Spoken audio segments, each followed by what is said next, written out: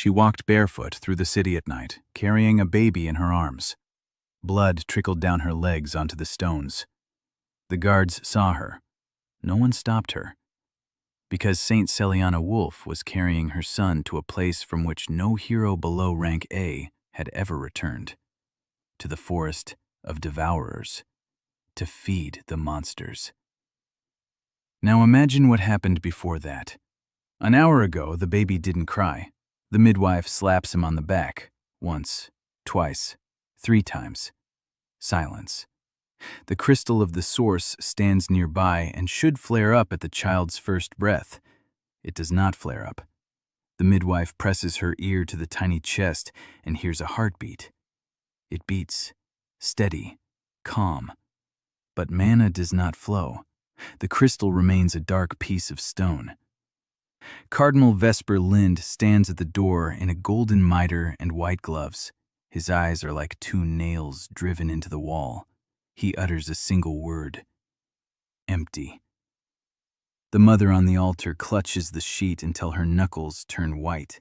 Her name is Celiana Wolf, a saint of the 3rd Order, a woman to whom thousands pray, a woman who for 9 months carried within her the result of a ritual only 4 people knew about. The cardinal takes the child. He lifts it toward the light. The infant opens its eyes and looks at him. It doesn't cry. It doesn't flinch. It just stares. The cardinal's eyelid twitches. He says the vessel is empty and the soul has not entered, that the ritual has failed, that the child will be burned before dawn according to the canon of the 12th commandment. And right then, Celiana rises from the altar. Blood flows down her legs onto the white marble. The midwife rushes toward her. Celiana pushes her away with one hand, takes 4 steps. She snatches the child, presses it to her chest, and promises that if anyone touches it, she will open her mouth and every temple on the continent will learn what the theocracy does to the Manalini under the Great Temple. The cardinal is silent for 7 seconds. Then he takes off his gloves, folds them, places them on the edge of the altar, and replies that the saint has until dawn. After dawn, the canon will take effect, and no voice will change anything. Celiana nods. She wraps the infant in the hem of her own vestments. She steps out barefoot and walks eastward, to where the farms end, where the foothills meet a wall of fog, where the fog smells of blood and sweet rot. The forest of the devourers begins without warning. No border, no sign. Just the moonlight ceases to reach the ground, and the air thickens like milk. Celiana enters without slowing her pace. Branches crackle beneath her bare feet. Something breathes to the left. Something moves to the right. She walks on. An hour later, the earth shudders, like a heartbeat. Again, closer. The trees ahead part. They don't break, they part. Garm emerges from the darkness, the ancient Fenrir, an SSS rank creature.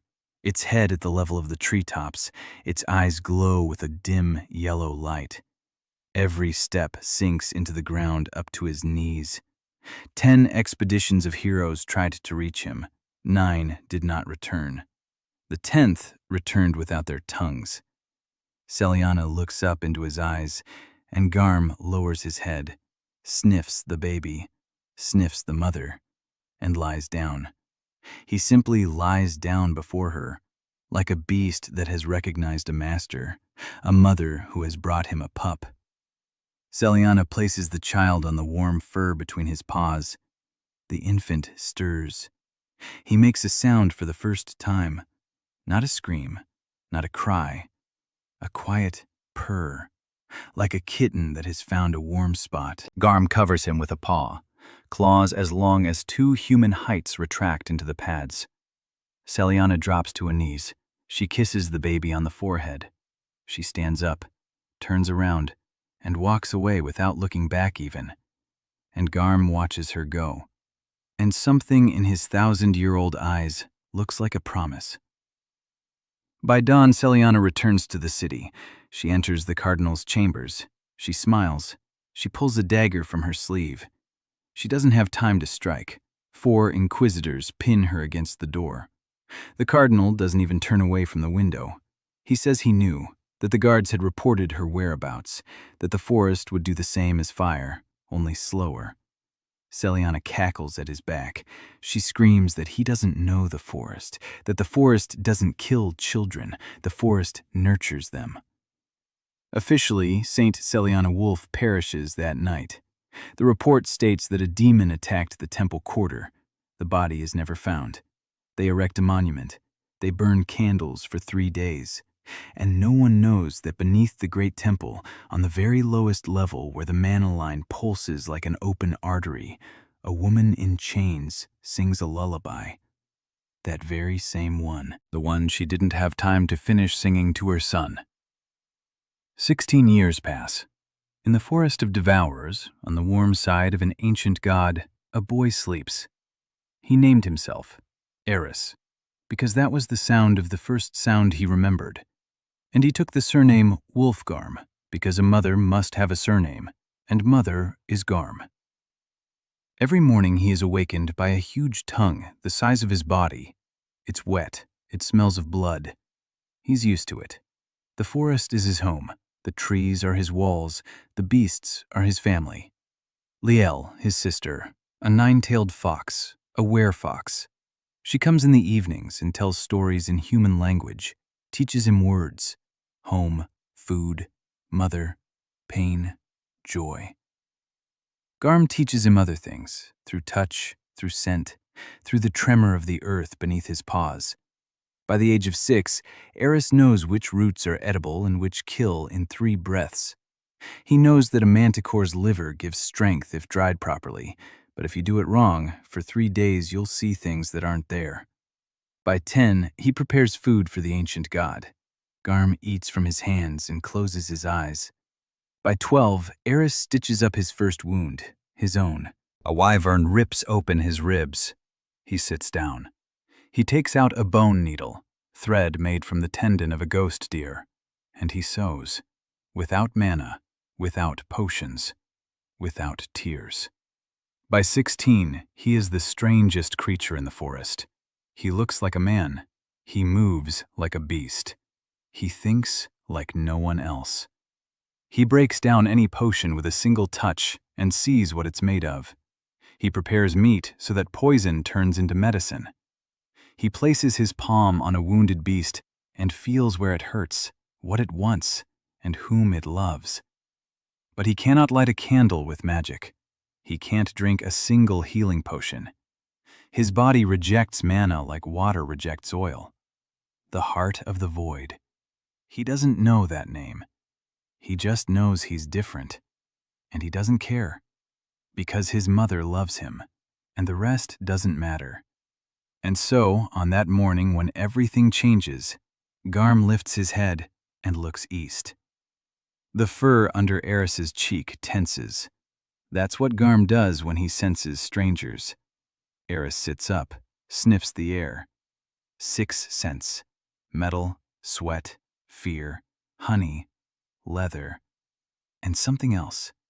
Something he's never smelled before. And then Garm does something he hasn't done once in 16 years. He nudges Eris with his nose, toward the scents. Eris turns around, looks his mom in the eyes. Yellow, dull, old. And yet there is something new in them, not sadness, a decision. Garm nudges him again, harder. Eris stands up, takes a step, turns around. Garm lies there and watches. Eris takes another step, and another, and walks eastward, toward where the scents are coming from. He doesn't know that Garm is watching him go. Just as 16 years ago, Garm had watched the woman walk away without looking back. The sun beyond the treetops hit his eyes like a fist. Eris squinted and stopped. For 16 years he had lived under a canopy of leaves through which the light passed, soft and green. Here the light was white, harsh, direct. The air was different too, empty, as if all life had been sucked out of it. In the forest, the air was thick and warm, It smelled of dew and moss and blood and earth. Here it smelled only of grass and something burning far ahead. Eris took a step. Stiff, dry grass crunched under his foot. He crouched down and touched it. Strange. Dead. In the forest, the ground was soft from humus and bones. He stood up and walked on. The smells led him. 6 people. He knew the word. Sister Leal had explained it. People. Bipeds. No tails, no claws, no fangs. But with iron. Lots of iron. They stood in a clearing 150 paces from the edge of the fog. 6 figures in armor. One tall one with a sword on his shoulder, one broad one with a shield, one thin one with a staff from which mana oozed. Eris saw it, not with his eyes, with his skin. Mana dripped from the staff like saliva from the muzzle of a sated beast. 2 more stood on either side with bows, and the last one, a woman, short black hair, 3 knives at her belt. She stood in front of them all and looked straight at him. Eris stopped 20 paces away. The swordsman spotted him first. He flinched. He gripped his weapon with both hands. The blade rang out. His hands were shaking. Eris tilted his head to one side. Mom would have eaten him first. The weak are always eaten first. Not out of malice, out of mercy, so they wouldn't suffer. The shield-bearer stepped forward, shielding the mage. The mage began muttering something. The mana on the staff thickened. The archers drew their bows. The woman with the knives raised her hand. Everyone froze. Eris opened his mouth. He wanted to say a word, the one Sister Leal had taught him. It came out as a growl, low and vibrating, like Garm's when he woke up. The swordsman took 2 steps back. Eris cleared his throat. He tried again. His tongue wouldn't obey him. For 16 years he had spoken the language of blood and touch. Human words felt like stones in his mouth. Zdra, stvui, Eris. The woman with the knives narrowed her eyes. She didn't lower her hand, but she didn't give the order to shoot either. Eris remembered one more word. Mom. Mom said, humans, people, get sick if you don't feed them. He took what he was carrying off his shoulder, a chimera's leg. He'd cut it off that morning, fresh, warm, still steaming. The scales on the joint shimmered green. The meat beneath was red and juicy. Eris knew that this thigh could make enough broth for 12 servings, and if he added black mint root, the broth would relieve fatigue for 2 days. He held out the leg to the people. I brought the meat. The swordsman yelled. He dropped his sword. He ran.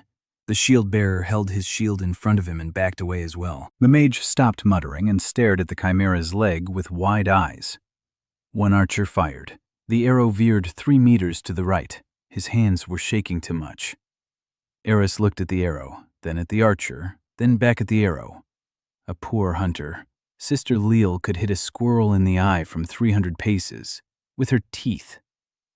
A second arrow did not follow.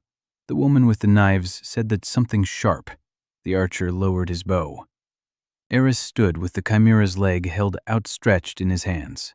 Blood dripped from the stump onto the dry grass. Silence. The woman took a step forward. 1. She looked at Eris, then at the meat, then at Eris again. She said something slowly and clearly. Eris didn't catch all the words. He caught only 2. Who? You, he thought. Who is he? Eris Wolfgarm, Mom's son, a cook. That's what he said. Eris, Mom's son, a cook. The woman blinked. Then she did something none of the 5 behind her had done. She took her hand away from the knives. She let it fall to her side, and she said her name. Hana. So, Eris remembered. Hana. So. Hana So smelled of steel and something bitter. Not fear, something worse than fear. Eris didn't know the name of that smell. He would learn it later. It was called exhaustion. Not the kind that comes from the body, from the soul. Hanaso turned to her people and said the boy posed no threat. The swordsman argued. He said that boys don't come out of the forest. Monsters come out of the forest. A tall man in expensive armor, the squad captain. His name was Derek Varn. Eris remembered him too. He smelled of arrogance and honey. Derek Varn said the boy needed to be tied up and taken to the capital. He said that a find from the Devourers was a report for the theocracy. He said that if the boy resisted, they were authorized to use force. Hanaso replied to him in a calm voice. She said the boy was naked and barefoot and offered them food, not a fight. She said that if Captain Warren wanted to tie up a 16-year-old, he should come forward himself and explain it in his report. Derek Warren fell silent. The third argument was quieter. A mage named Torin Ash, thin, pale, eyes like an owl's. He looked at Eris, and the mana in his staff pulsed faster and faster. He said the boy was an anomaly. He said his body didn't emit a single unit of mana. He said that didn't happen. Even in the dead, residual mana lasts 3 days. This one had 0.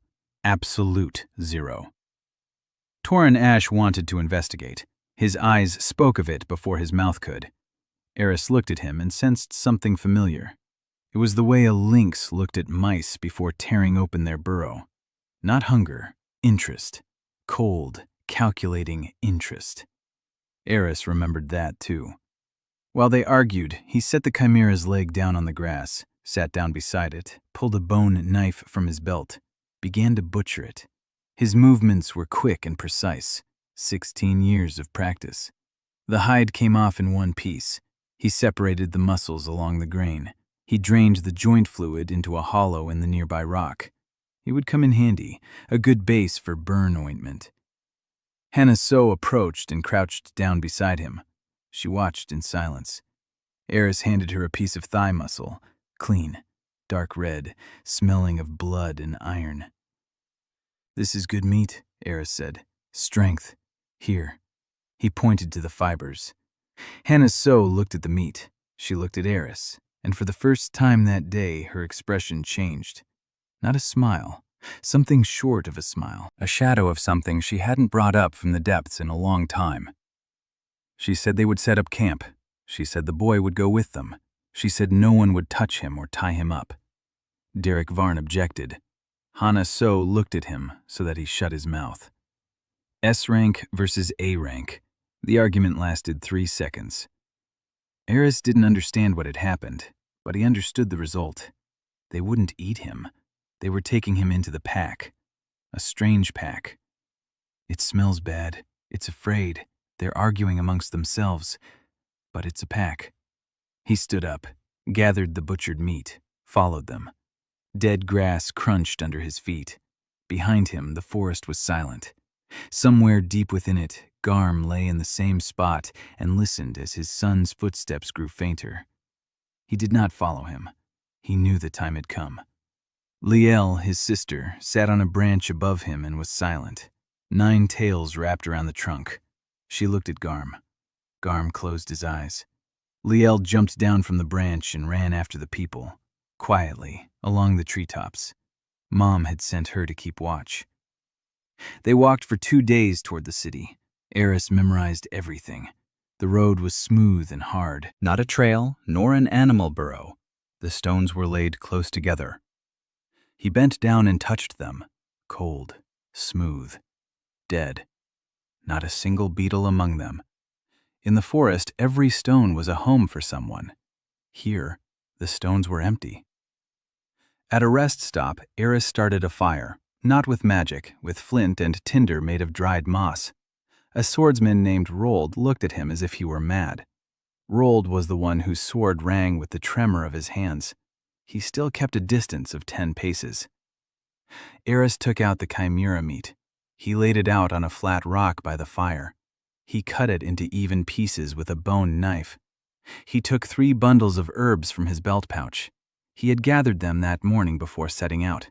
Wild mint, blood sage, bone root. He mixed them in a stone bowl, ground them, rubbed the mixture into the meat, placed it on the stone by the fire. Not on the fire, Next to it.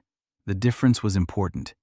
Direct fire killed half the nutrients in the chimera meat. The heat from the stone preserved them. 20 minutes later, the smell wafted through the camp. Rold stopped looking hostile and started looking hungry. The archers Bane and Soren came closer. Even Thorin Ash looked up from his journal. Hana So sat by her tent, sharpening her knives. Eris noticed she hadn't eaten since morning. He cut off the first ready piece, carried it to her. He placed it on a clean burdock leaf in front of her. She looked up. Eris said she needed to eat. He said she smelled like a beast after a 3-day hunt. Empty. Hana So raised an eyebrow. She looked at the meat. She sniffed it. Her nostrils twitched. She took a bite. She chewed slowly. She swallowed and froze. Eris had seen this moment many times in the forest, when a sick animal eats the right food for the first time. The body recognizes it, not the brain, the body. Every muscle relaxes for a split second because it has received what it was missing.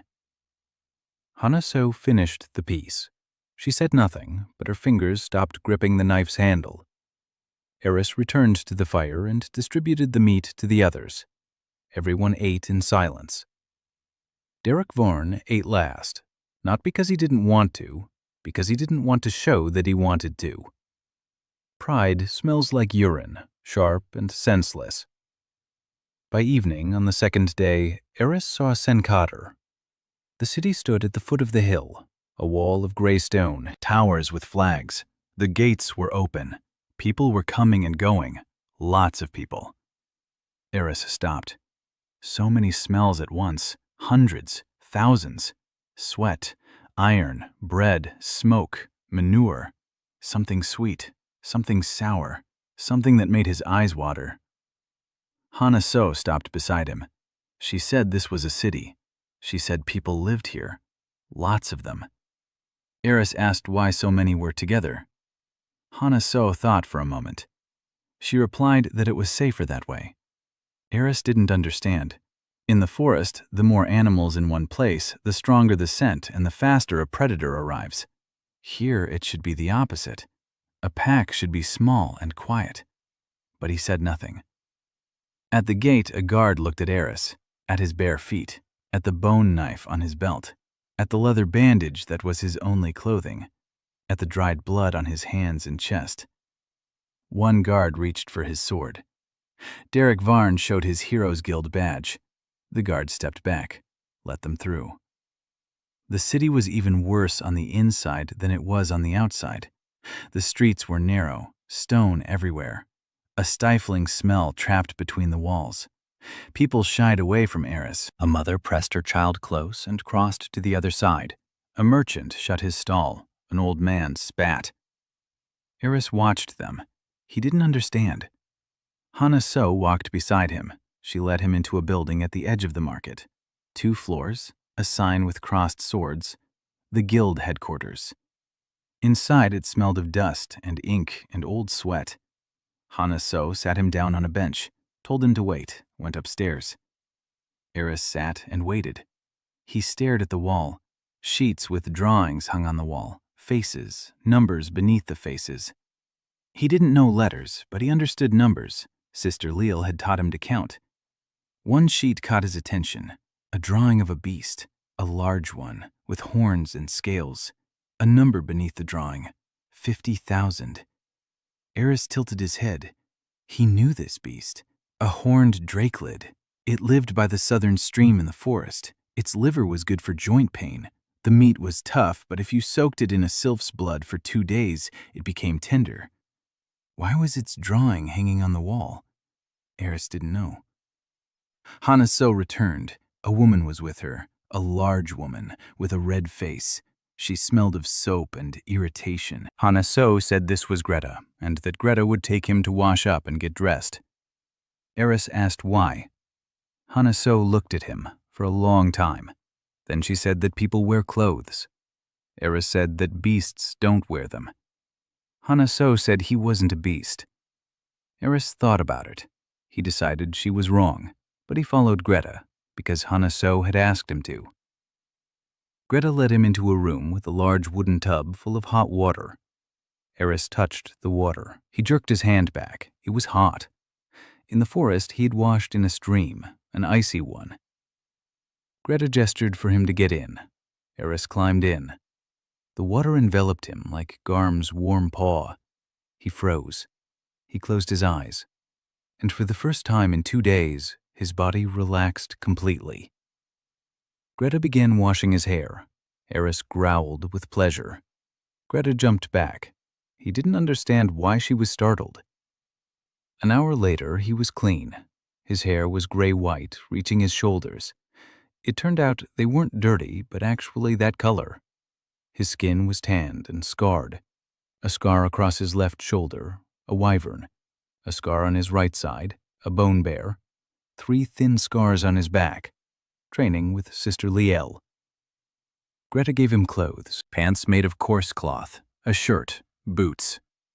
Eris put on the pants. He tore the shirt on the first try. Greta gave him a second one. He put it on more carefully. He refused the boots. His feet needed to feel the ground. Greta didn't argue.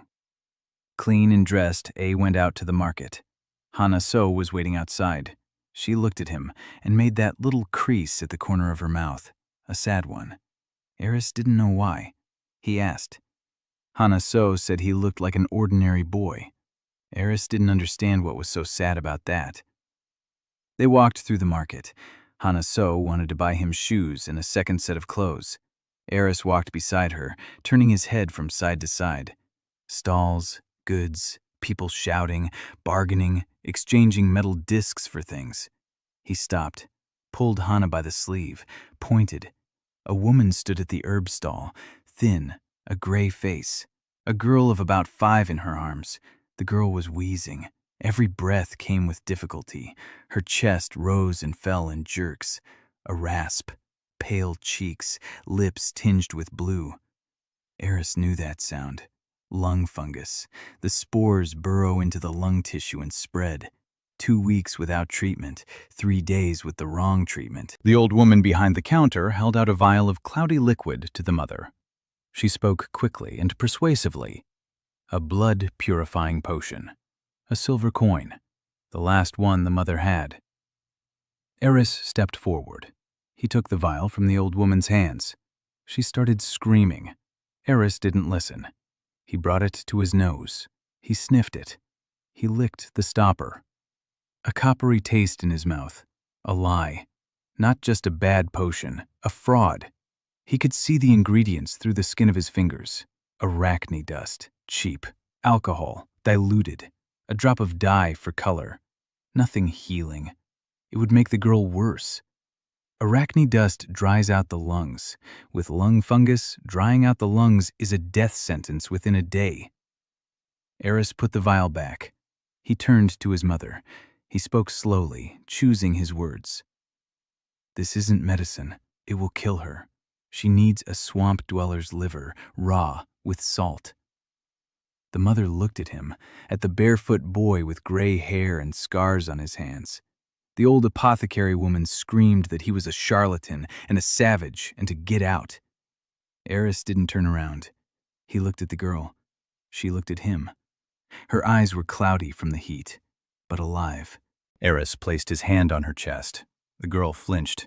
Her mother winced, but didn't pull away. Eris could feel it, through his palm. Spots in her right lung, dense. The left is clearer.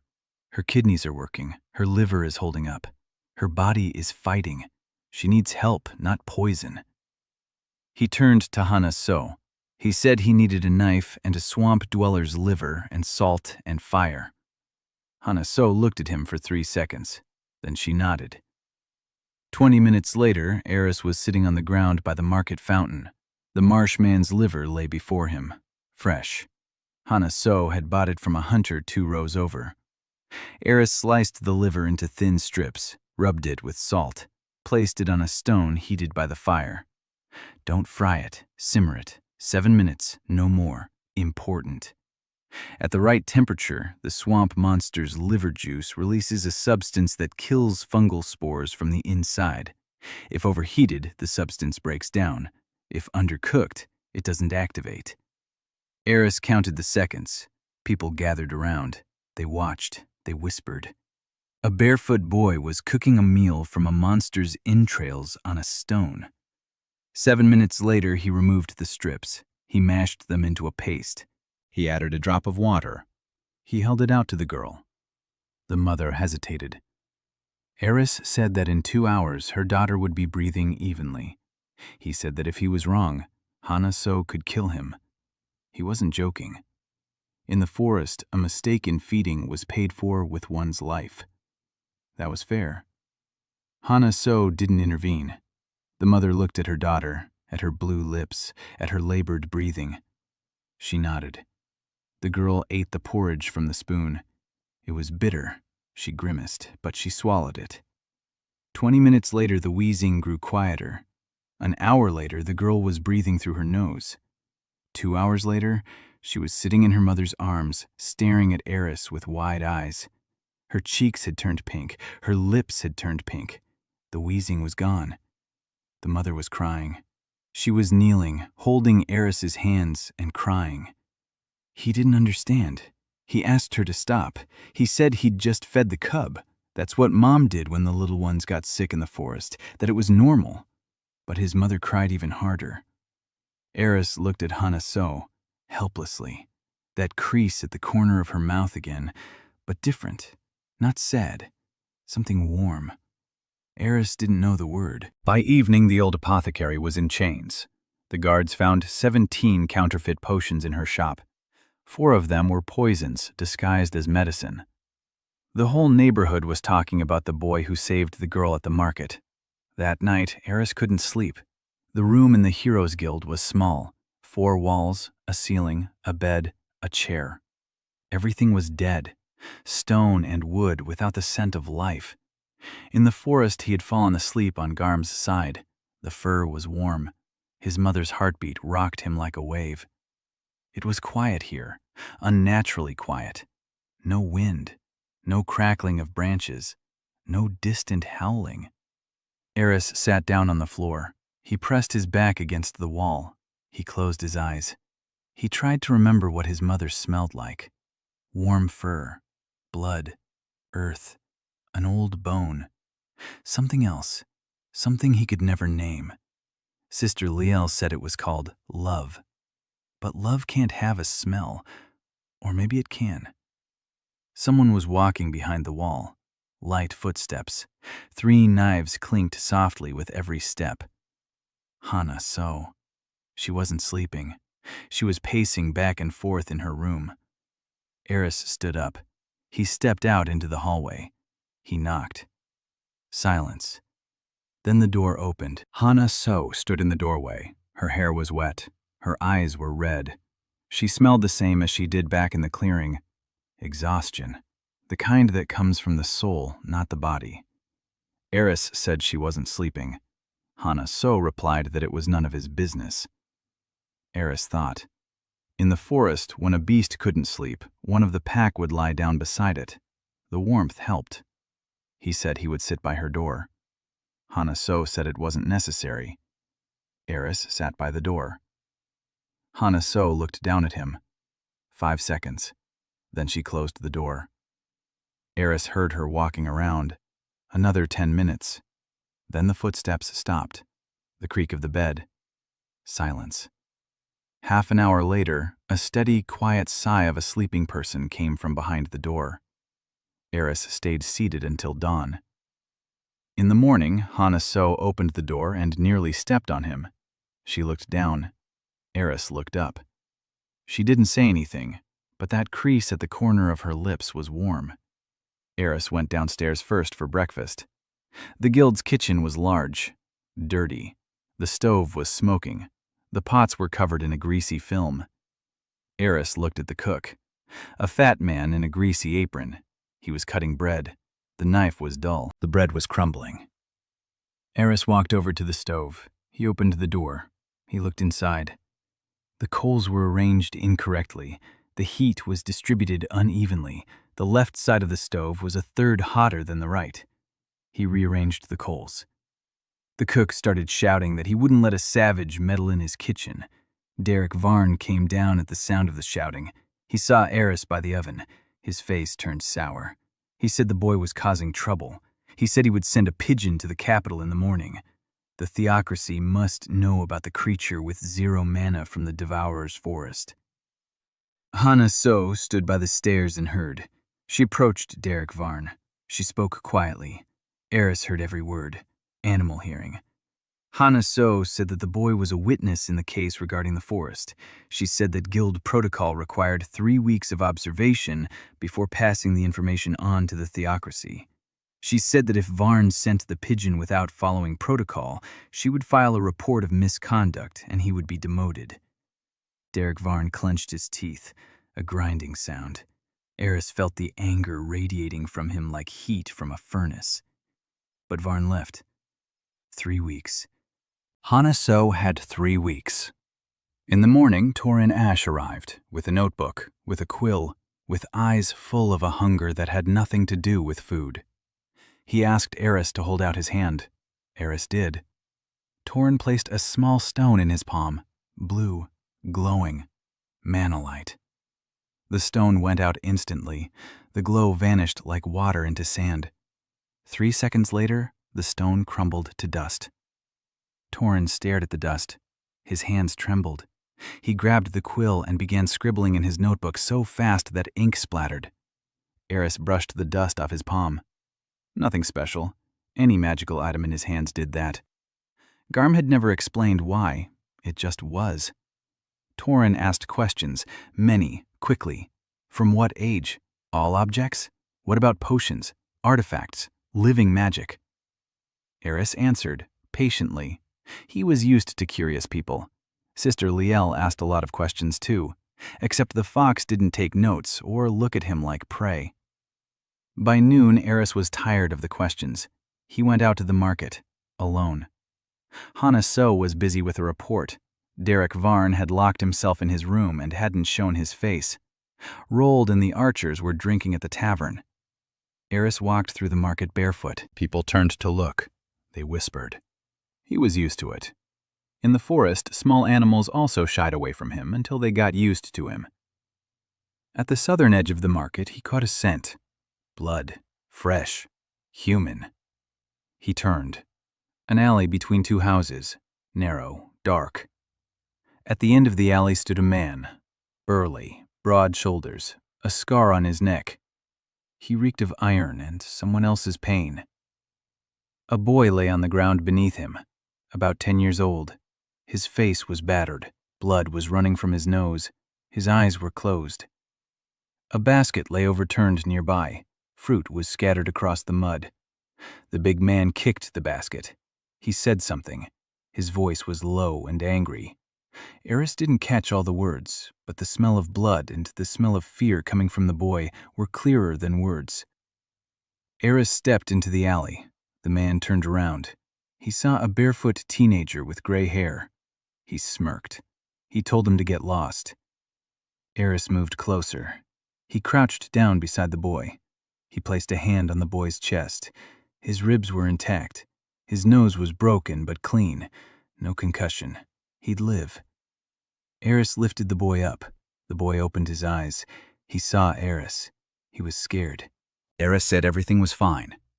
The man grabbed Eris by the shoulder. He squeezed, hard.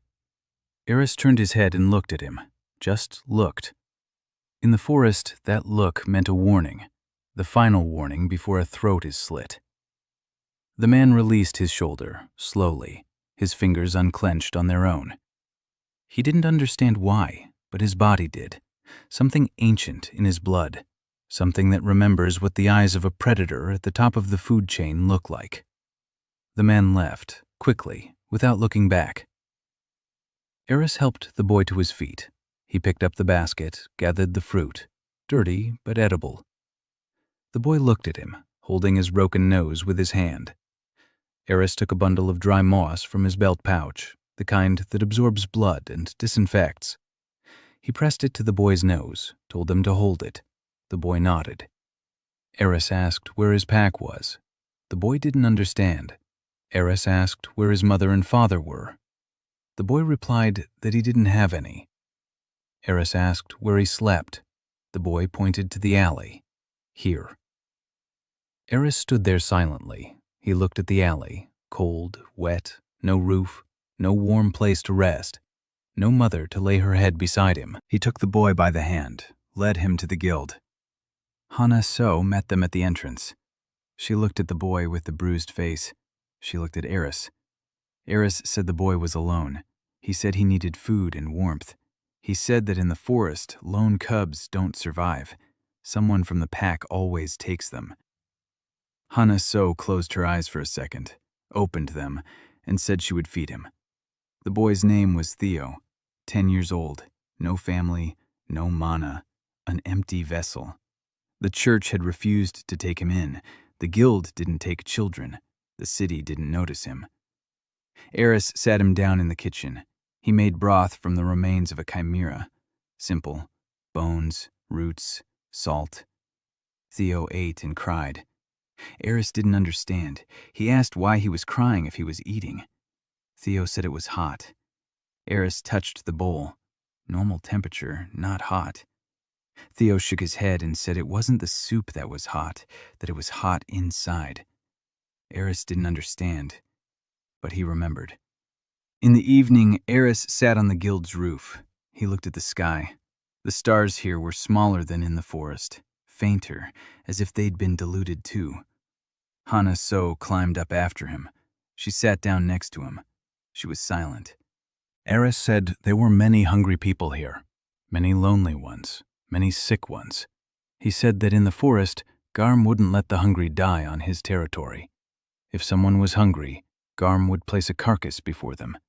If someone was wounded, Eris would heal them. That was the law of the forest.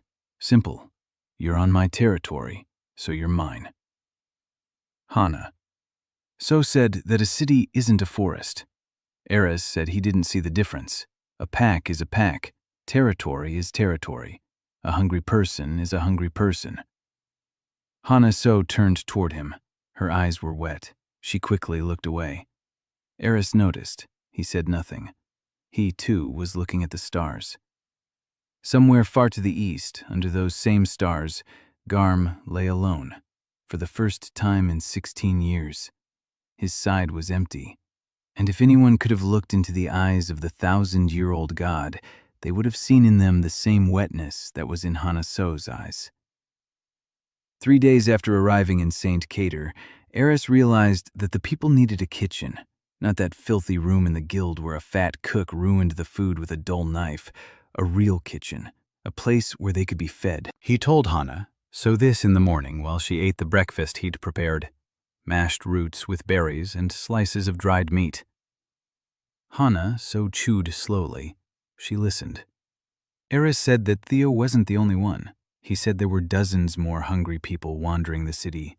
He could smell them from the guild's roof. Hunger smells different from appetite.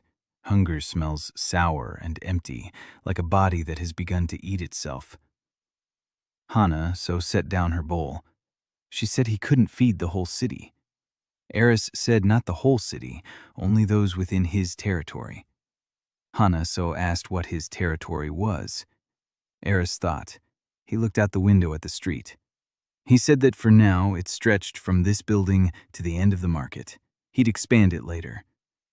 Hana So didn't smile, but that warm curve at the corner of her lips appeared again. She said there were empty buildings in the city. She said she knew of one by the old gates, a former warehouse, a big one, with a furnace, abandoned after the owner failed to pay taxes. The city council would transfer it for a nominal fee if there was a reason. Eris asked what that fee was. Hana So explained. Eris didn't understand. He asked why they should pay coins for a place if it was empty and nobody needed it. Hana So explained again. Eris still didn't understand, but nodded. 2 days later, Hana So secured the warehouse. She paid for it out of her own savings. Eris found out about this later from Torin Ash, who mentioned it in passing. Eris remembered. A debt.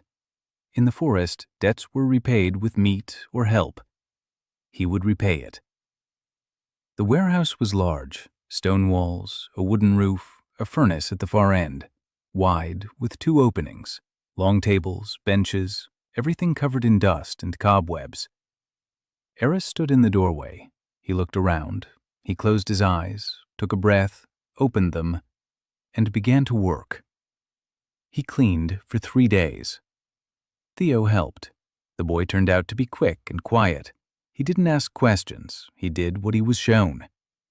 Eris showed him how to scrub stone with sand, how to clean the oven of old ash, how to check the draft. On the 2nd day, Hanaso came. She brought 2 sacks, salt, flour. She said it was a gift from the town healer, the one whose hospital stood 3 houses down. The healer had heard about the girl with pulmonary aspergillosis. He wanted to thank them. Eris took the sacks. He thanked her. The words came with difficulty. In the forest, they didn't thank each other with words, with a touch, forehead to forehead. But people don't like it when a stranger presses their forehead against theirs. Eris checked. Greta screamed very loudly then. On the 3rd day, another woman came. Young, dark hair, a bandaged wrist. She smelled of smoke and fear. She said she'd heard about the boy from the market. She said her son had had a fever for a week. The healers said there was no chance without mana healing, and mana treatment costs 5 gold pieces. She didn't have 5 gold pieces. Eris asked what kind of fever it was. The woman described it. Eris listened. He nodded. He asked what the boy had been eating for the past month. The woman said bread and water, sometimes broth. Eris nodded. He went to the market. He returned with 3 things: river perch liver, yellow wormwood root, mole fat. He prepared it for an hour, finely chopped the liver, ground the root into a powder, mixed it with the fat, heated it over low heat until the fat became clear. He took it off the heat, let it cool. The result was an ointment with a bitter herbal scent. He told the woman to rub her son's chest and back with it morning and night, to eat the liver every day, to drink warm water with a drop of the fat, for 3 days. The woman took the ointment. She began to cry. Again. Eris asked her not to cry. The woman left. She returned 3 days later, with her son. The boy was about 7 years old, still pale but no longer feverish. His eyes were clear. He ate slowly and cautiously, like a young animal recovering from illness. The mother placed a basket of eggs in front of Eris. She said that was all she had. Eris took the eggs. He thanked her. He cooked breakfast with them for Theo and the mother and son. All 4 ate together. Theo smiled for the first time. A small, cautious smile, as if testing whether it was allowed. By the end of the first week, people were standing at the warehouse door every morning. Not a crowd, 5, 7, 10. Those the healer had turned away. Those who didn't have enough money. Those from whom the church had taken away the right to treatment because they had too little mana. Eris accepted everyone. Not because he wanted to be kind. He didn't know that word in that sense. He accepted them because that's how the pack worked. You're on my territory, so you're mine, period. He examined each one. He placed his hand on their body. He listened through the skin. He determined what was hurting. Not magic, a feeling, just as Garm had taught him, sensing life through touch, where it flows correctly, where there is stagnation, where there is corruption, where food is needed and where a knife is needed.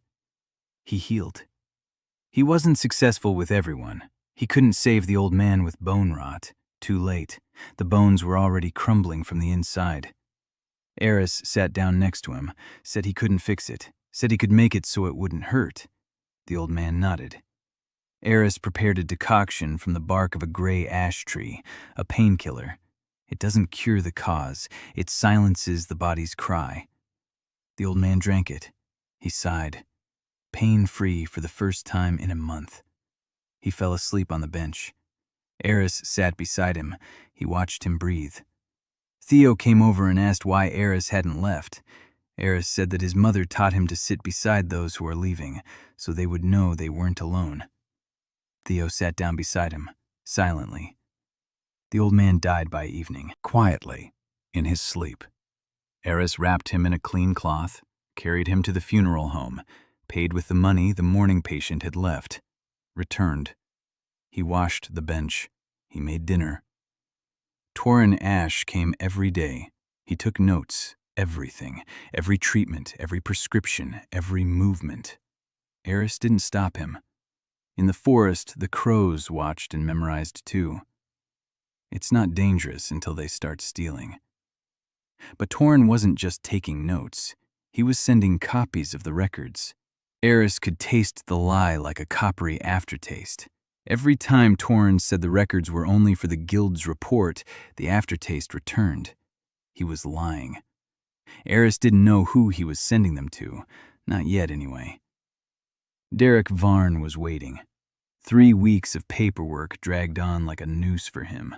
Eris saw the captain writing letters at night, the smell of ink and wax seeping from under the door, a seal, a pigeon flying away from the guild's roof before dawn.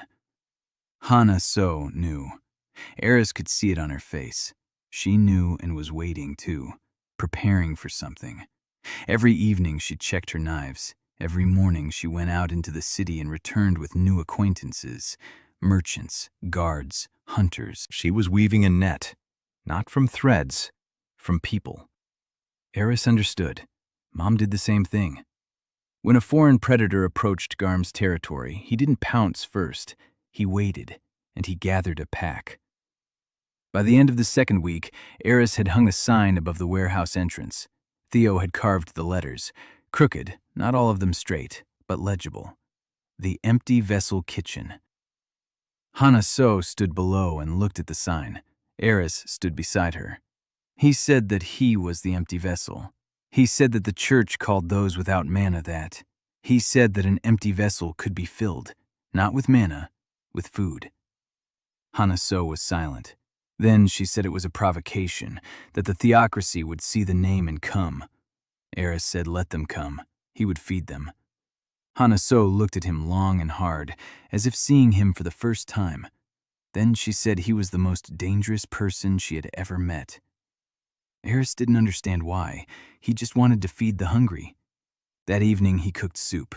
A big cat ate. Bones, roots, salt, herbs. Theo helped peel the vegetables that grateful patients had brought. A woman with a bandaged wrist returned with her husband, and they repaired the bench against the wall. The mother of the cured girl came with a cloth and draped the windows to keep out the draft. Eris stood by the stove, stirring the soup, and didn't understand what was happening. He was simply feeding them. And all around him, the house began to grow. In the third week, the first inquisitor arrived in St. Cadere. Eris sensed him 2 blocks away, the smell of incense and old blood soaked into the fabric, the smell of mana compressed into armor so tightly that the air around it hummed.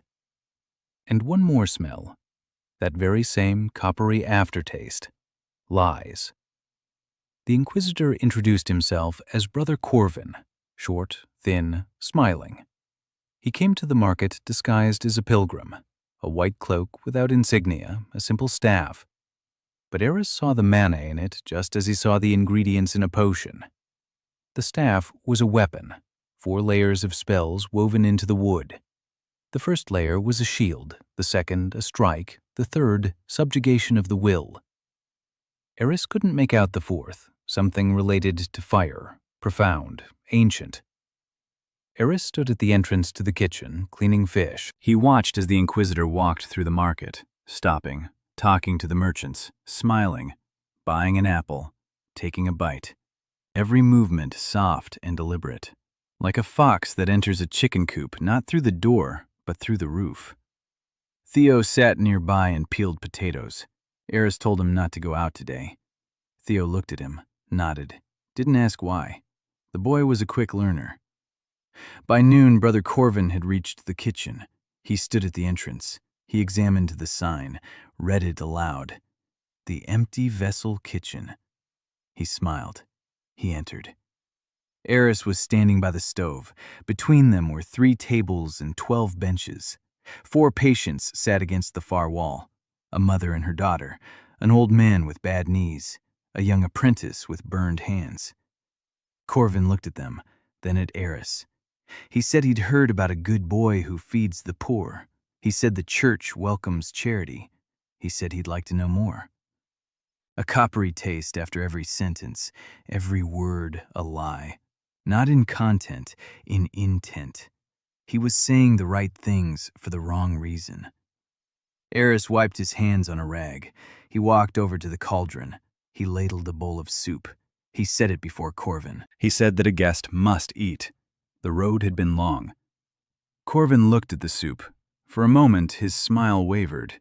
He sat down, took a spoon, ate slowly. Eris watched. Corvin ate and changed. Eris saw it as he saw illness through touch. The soup entered his body, and his body responded. The tension in his shoulders eased by a third. His breathing slowed. His pupils dilated slightly. The soup was simple. Bones, herbs, salt. But Eris had cooked it for 3 hours, and every root had been selected by scent, and every bone simmered until it reached the right tenderness. Corvin's body hadn't eaten like this in a long time, perhaps never. Corvin finished eating. He set down his spoon. He was silent for 5 seconds. Then the smile returned. But it was different now, thinner, like a crack in the ice. He thanked her. He stood up. He left. That evening, Hannah So came to the kitchen with news. She said that Corvin was not a pilgrim. She said he was a 6th-rank interrogator of the Holy Inquisition. She said Derek Varn had summoned him. The message had arrived. The 3-week protocol hadn't expired yet, but the Inquisition didn't follow the guild's protocol. Eris was stirring the evening soup. He listened. Hannah So said they needed to be more careful, that Corvin would be watching and gathering evidence, that if he saw Eris splitting mana or healing without magic, he would file a report, and in a week the city would be swarming with a full squad of inquisitors. Eris asked why they wanted him. Hannah So paused. Then she said that the theocracy teaches that without mana, there is no soul. Eris nodded. He had heard that. Hannah So said that to the church, anyone without mana isn't human, and anyone who isn't human has no right to live. Eris thought for a moment. Then he said that Garm doesn't have human mana, Liel doesn't have human mana, none of the beasts in the forest have human mana. They're all alive. Hannah So said that's the forest. This is the city. The rules are different here. Eris shook his head. He said that rules don't change the truth. The hungry remain hungry under any rules.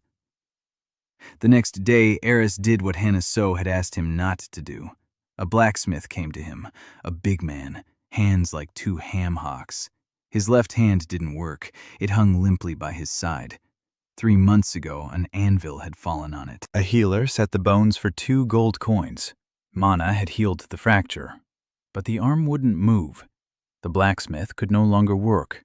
A wife and 3 children, no income for the 2nd month. Eris took his hand, placed both palms on his forearm, closed his eyes. He could feel it through the skin. The bones had fused. Yes, but incorrectly.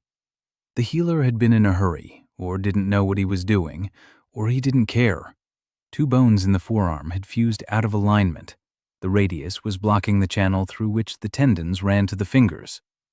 The tendons were pinched. The muscles were atrophying from lack of movement. Another month and the arm would have to be amputated. Eris opened his eyes. He told the blacksmith that the bone needed to be broken again and set correctly. The blacksmith turned pale. Eris said there was no other way. He said it would be painful. He said that afterward the arm would work. The blacksmith was silent. Then he nodded. Eris laid him on the table. He gave him a decoction made from black willow root, a strong painkiller. Not a complete one. There would be pain, but it would be bearable. He waited for the decoction to take effect. Then he took the blacksmith's arm. He felt for the point of fusion. He pressed down, sharply. A crack. The blacksmith screamed. Eris held him steady. With one hand he stabilized the forearm. With the other, he realigned the bones. By touch. With his fingers. Without mana, without spells, without magical tools. just his hands and the knowledge of where everything should be. Sister Leal would have said it was rough. Mom would have said it was right. The bones snapped back into place. Eris bandaged him up. A splint made of straight branches, a bandage of clean cloth, an ointment of fat and herbs to help the bones heal. The blacksmith lay there, drenched in sweat. He was breathing heavily, but the fingers on his left hand were moving, for the first time in 3 months. The blacksmith looked at his fingers, wiggled them, looked at Eris, opened his mouth, closed it, opened it again. His eyes were wet. Eris said that in 6 weeks he would be able to forge again, said not to remove the splint before then, said to come every 3 days. The blacksmith nodded. He stood up. He walked out. He turned around at the door. He said his name was Oliver and that he owed Eris his life. Eris said, not his life, his hand. Oliver gave a crooked smile and left. Corvin saw it all. He was standing at the counter across the street, buying a flatbread and watching. Eris knew. He felt his gaze just as he felt the gaze of a lynx in the forest, heavy and unrelenting. That evening, Hannah So found out. Not from Eris, from Theo. The boy told her everything. Hannah came to the kitchen. She closed the door. It was just the two of them. Hannah So said he had just signed his own death warrant. She said that surgery without Manhwa was heresy of the 1st degree. She said that Corvin had seen it. She said the report would be sent tomorrow morning. Eris listened. Then he asked what he was supposed to do. Watch the blacksmith's hand die? Hannah So was silent. Eris said that in the forest, the one who sees a wound and does not treat it is worse than the one who inflicted it. He said that's what his mother taught him. Hannah So sat down on a bench. She buried her forehead in her palms. She was silent for a long time. Then she raised her head. She said that meant they had to act faster than a report. She said she had an acquaintance in the Merchants Guild, a caravan captain. If necessary, he'd get Eris out of the city overnight. Eris shook his head. He said he wouldn't leave. He said Theo was here, and that the mother and daughter came every morning, and Oliver would come for a dressing in 3 days. If he left, who would feed them? Hannah So looked at him for a long time. Then she stood up. She said that then they would fight. Not literally, that's how she put it, but her hand rested on her knife, and Eris realized that to her, it meant the same thing. Corvin's report didn't go through, not because Hannah So interfered, because the pigeon didn't make it. Sister Leal intercepted it 3 miles from the city. The 9-tailed fox sat on an oak branch, cleaning feathers from her mouth, and looked very pleased. Eris didn't know this. Leal didn't show herself to him. Mom ordered him to keep watch, not to interfere, to keep watch. But a pigeon carrying the Inquisitor's report isn't interference. It's a hunt. Foxes love to hunt. Corvin hadn't replied for 3 days. Then he sent a second pigeon. Leal ate that one too.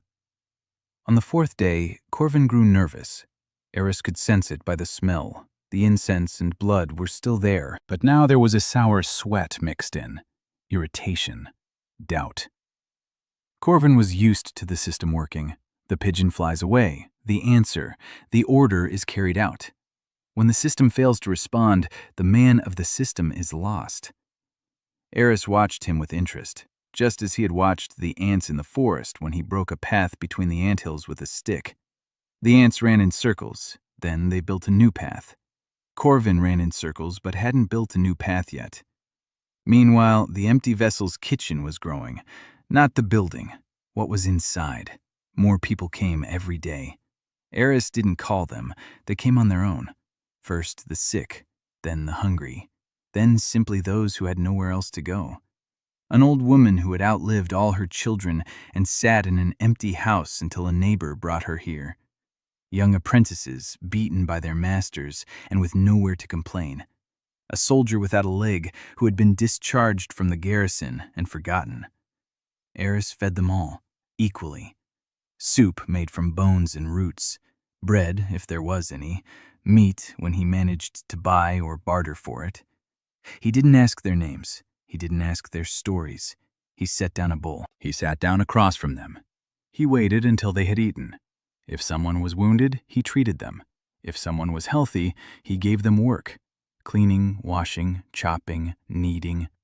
People worked and came back. Not for food, for something else. Eris didn't understand what, but he saw that they returned. And that was right. The pack was growing. Theo became his right-hand man. A 10-year-old boy with no family and no mana learned to start a fire like Eris.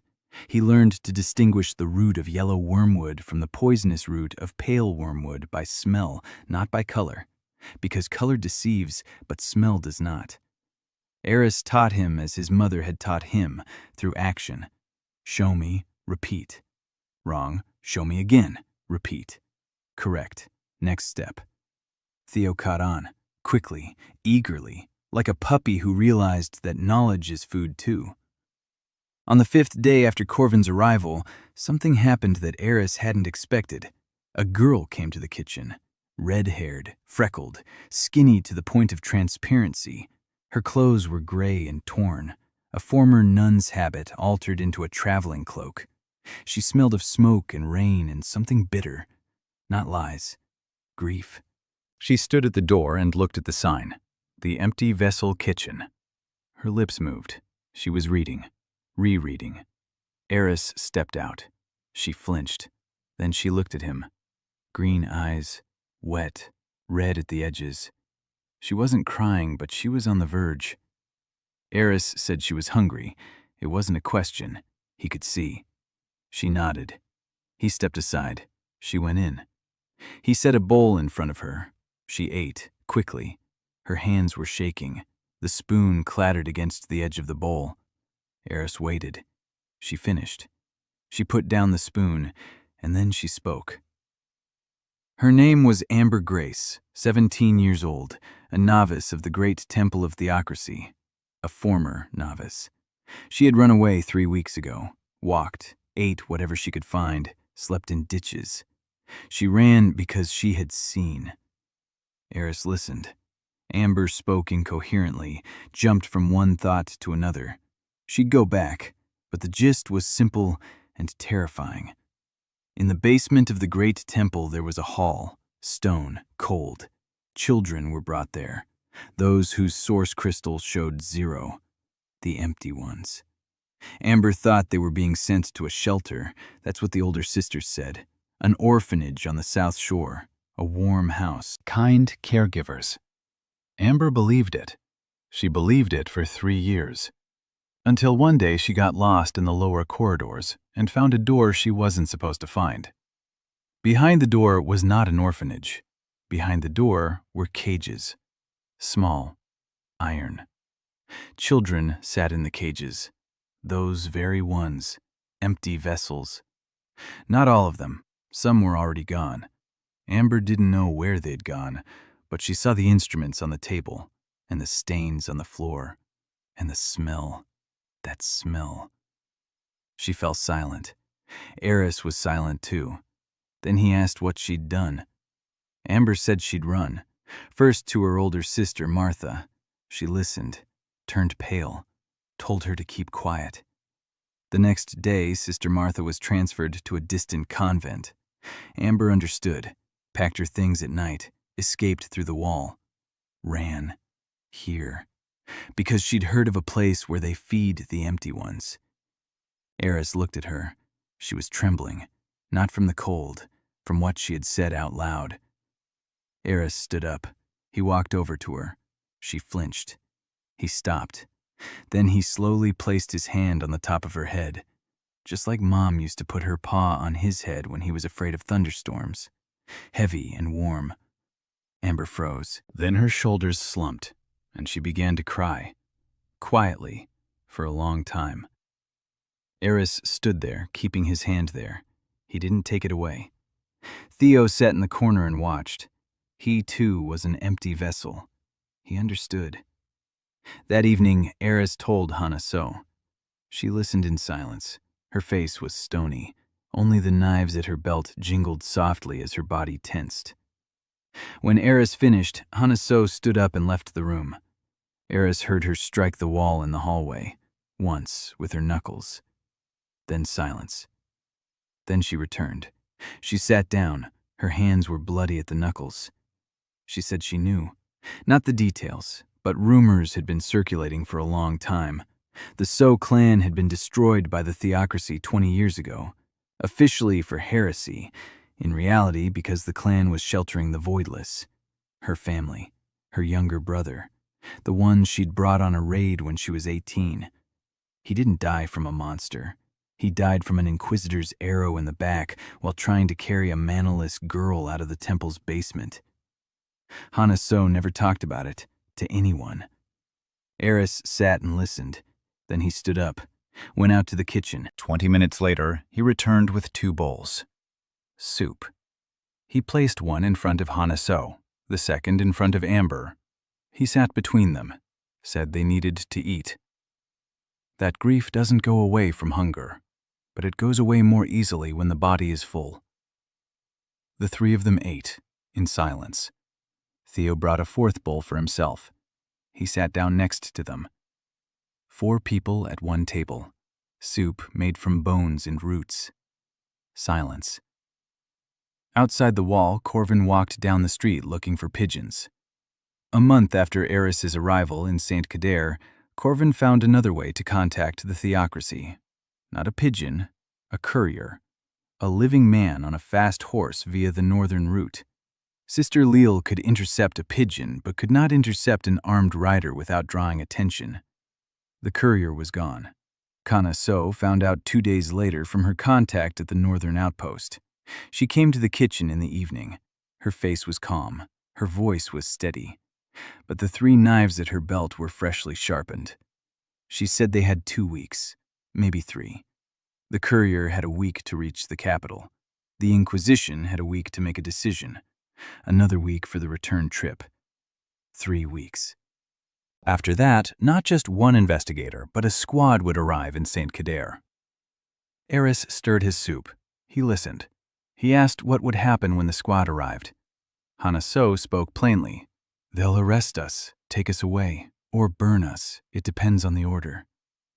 Eris asked about those close to him. Hana So said those close to him as well. Harboring an empty vessel is heresy of the 2nd degree. Aiding an empty vessel is heresy of the 3rd. Working for an empty vessel is the 4th. Eris looked at Theo. The boy was peeling carrots at the far table. He looked at Amber. She was mending the curtain by the window. He looked at the 3 old men who came every evening to warm themselves by the stove. He looked at Oliver, the blacksmith, who had come for a bandage change and stayed to help fix a table leg. Then he looked at Hana So. He said he wouldn't run away or hide. Hana So nodded. She said she knew he would answer that way. She said that's why they needed a different plan. Not to run, to become too conspicuous to be touched. She explained. The Heroes Guild has a rule. If an adventurer performs a feat significant enough for the city can grant them the status of a defender. A defender cannot be arrested by the theocracy without the consent of the city council. It's not protection forever, but it's protection for a time. Eris asked what counts as a feat. Hana So said usually killing a powerful monster, or saving the city from a siege, or solving a major crime. Eris thought about it. Then he said he knew of a monster, a horned drakelid, the one from the market, the poster on the guild wall, a 50,000 reward.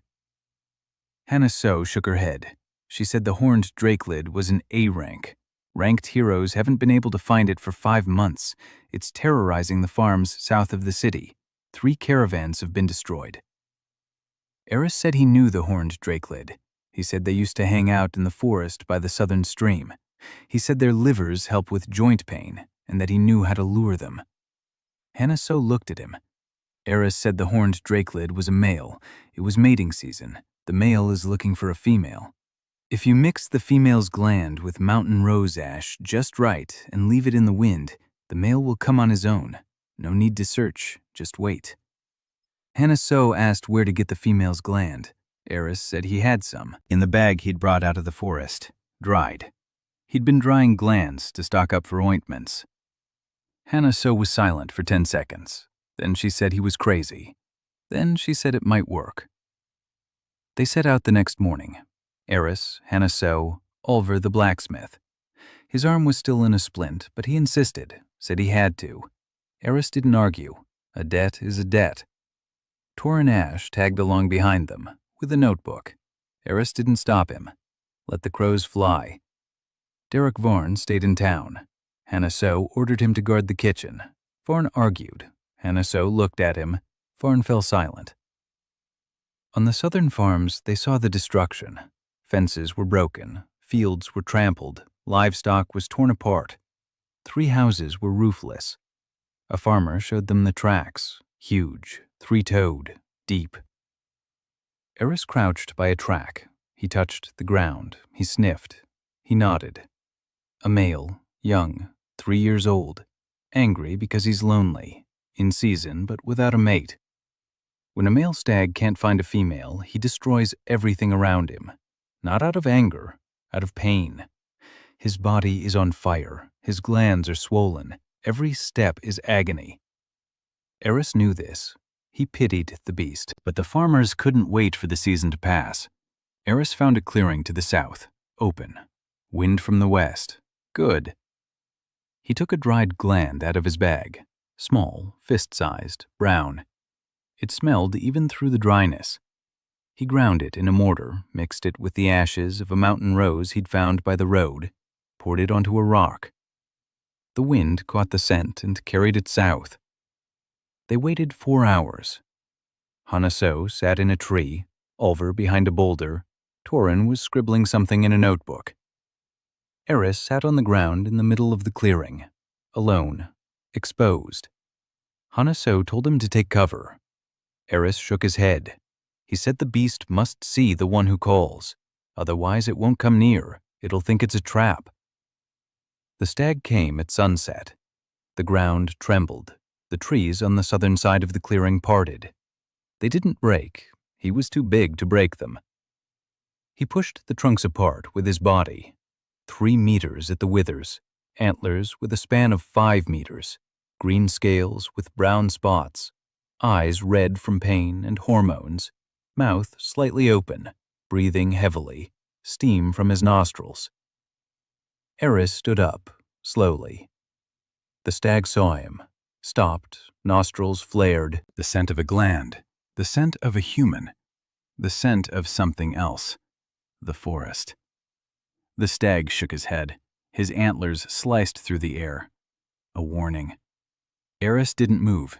He raised his hands, palms open, showing they were empty. Then he took a step forward. The stag snorted. He lowered his head. The antlers were aimed at Eris. 1 strike, and all that would remain of the man was a wet stain. Eris took another step.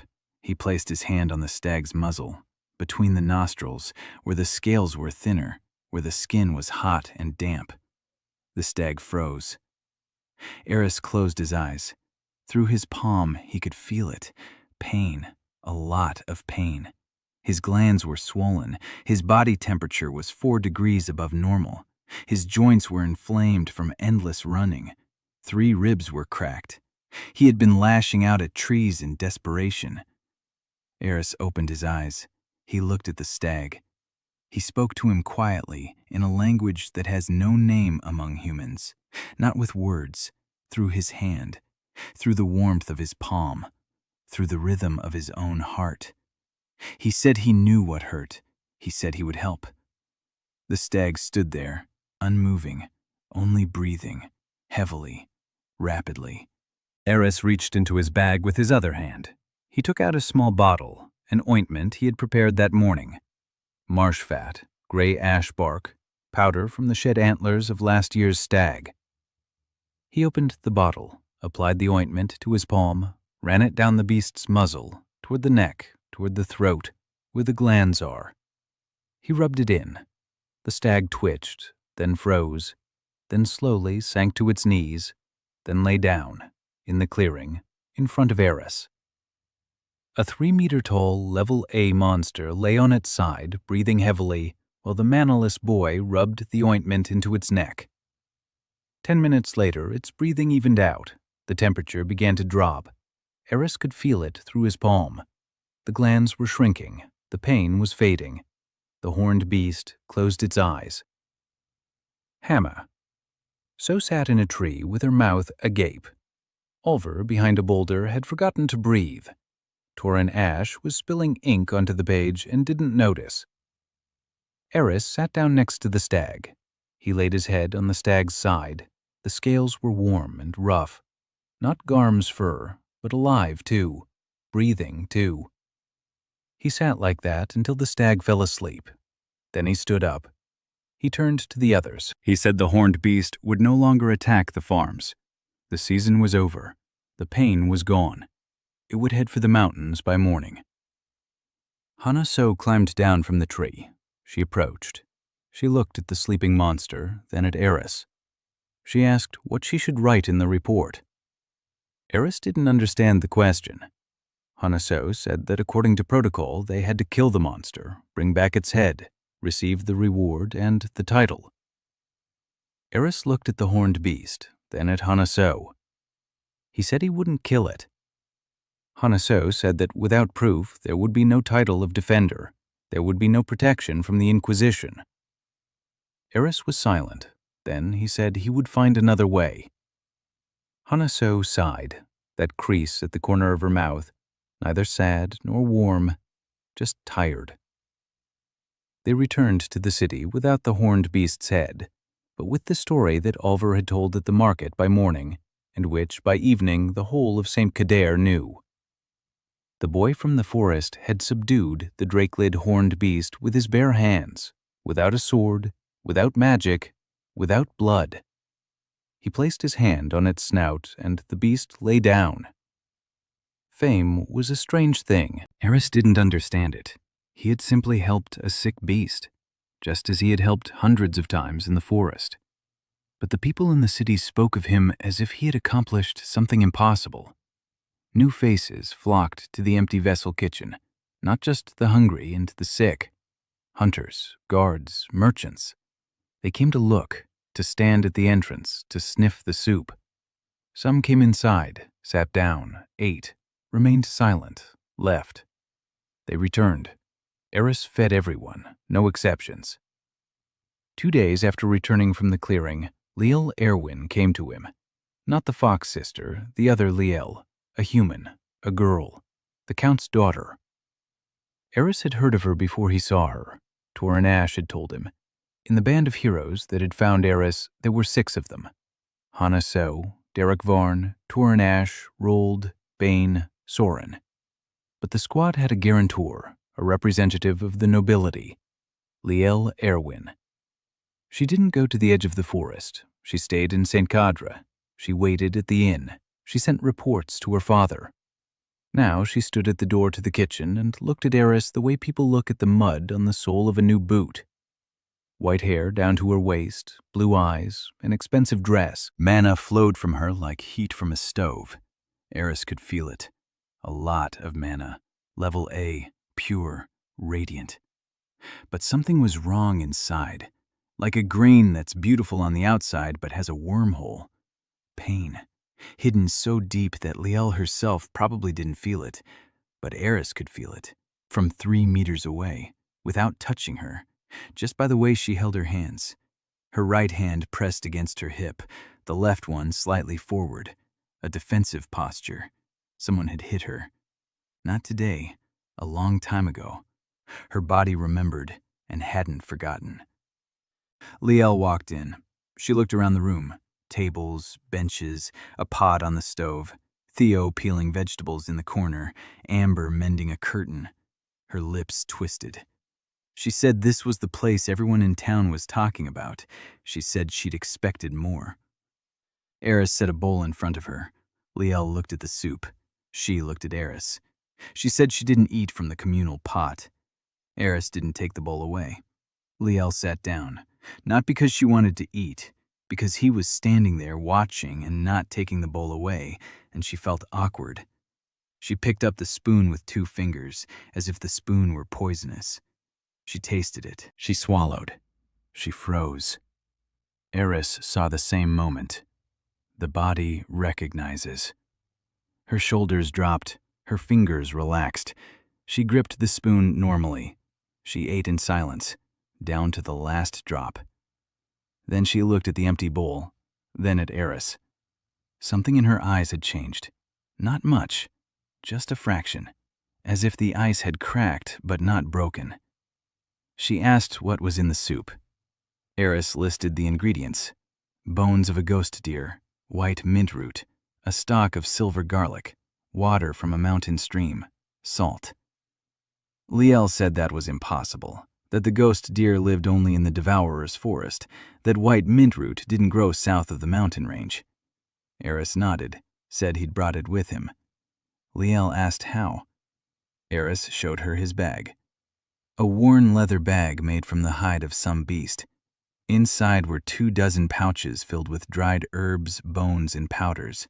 His first aid kit, his kitchen, his life in pouches. Liel looked. An A-rank mage capable of analyzing compositions. She reached for one pouch. Eris didn't stop her. She opened it. She sniffed it. Her eyes widened.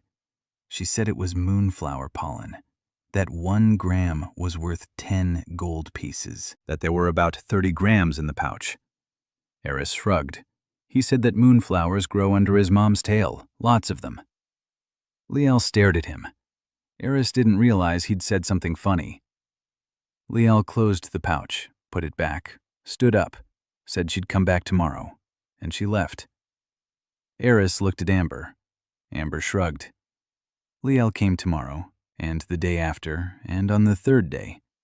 Each time she ate in silence. Each time she left without saying thank you. But each time she stayed 5 minutes longer. On the 4th day, she didn't come alone. A man was with her, tall, dark hair, an expensive coat, a ring on his right pinky finger bearing the Ervin family crest. He smelled of cologne and superiority and something sour, possessiveness. Eris knew that smell. That's how animals smelled when they marked their territory and growled at anyone who approached. The man entered. He surveyed the kitchen with the same look Liel had on the 1st day, only worse. Liel looked on with disdain, this one with disgust. He told Liel that she was bringing shame upon her family. He said that the daughter of Count Erwin does not eat in a shack for the dregs. His voice was even and quiet, quieter than a scream, worse than a scream. Liel stood next to him and said nothing. Her right hand was pressed against her hip. Her left was slightly forward, a defensive stance, that very one. Eris understood. It was him, the one who had struck her.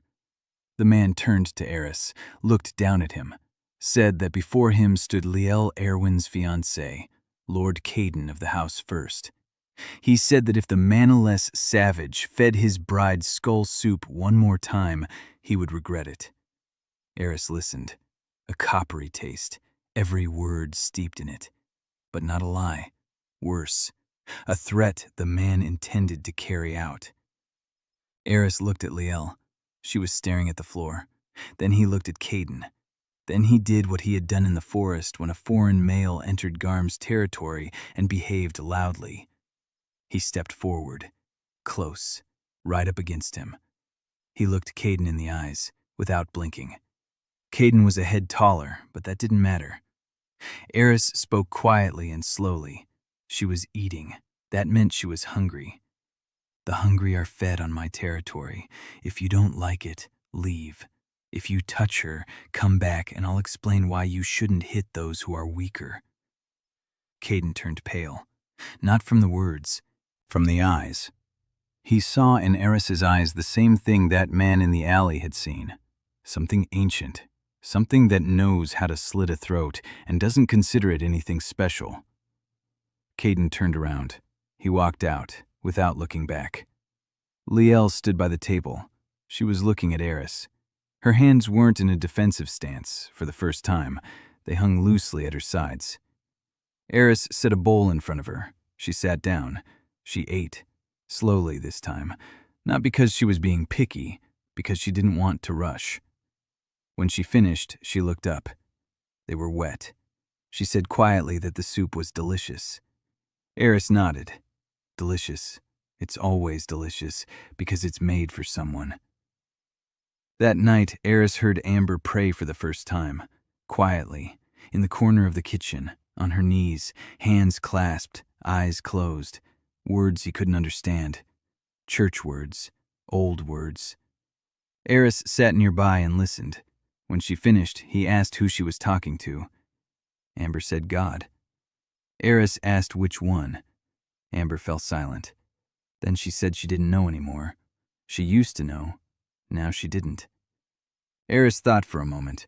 Then he said that he also spoke before eating. Not to God, to the one who died to become food. He says thank you. He says it wasn't in vain. Amber looked at him for a long time. Then she asked him to show her. Eris showed her. He placed a bowl in front of him. He closed his eyes. He put his hands on the rim. He said quietly, "The beast gave its body so that I might live. The earth gave its roots so that I might eat. Water came from afar so that I might drink. I remember." He opened his eyes. That was it. Amber looked at him and her lips trembled. She said it was the most honest prayer she'd ever heard. Eris didn't understand what was honest about it. It was simply the truth. But Amber was crying. Again. Eris was getting used to it. People cry often, more than animals, maybe because they don't have a tail to show what they're feeling. A month passed. No reply came from the capital. Corvin grew increasingly nervous. He roamed the city like a hungry dog, peering into windows. He questioned people, but the people of St. Kader no longer wanted to talk about the boy from the forest. Not because they were afraid, because he fed their children. To betray the one who feeds your child is worse than heresy. It is an animal taboo that runs deeper than any dogma. Eris could feel the city around him changing, not quickly, drop by drop. The night, those who needed help came to him. By day, those who wanted to help. By evening, those who simply needed a place to stay. The empty vessel's kitchen became more than a dining hall and a clinic. It became a territory, his territory. And everyone who entered became his, not property, a pack. On the 30th day, the first assassination attempt took place. Night. Eris wasn't sleeping. He rarely slept at night. At night, the forest truly came alive, and his body remembered it. He was sitting by the stove, sharpening a bone knife, when the kitchen door opened. Quietly, professionally.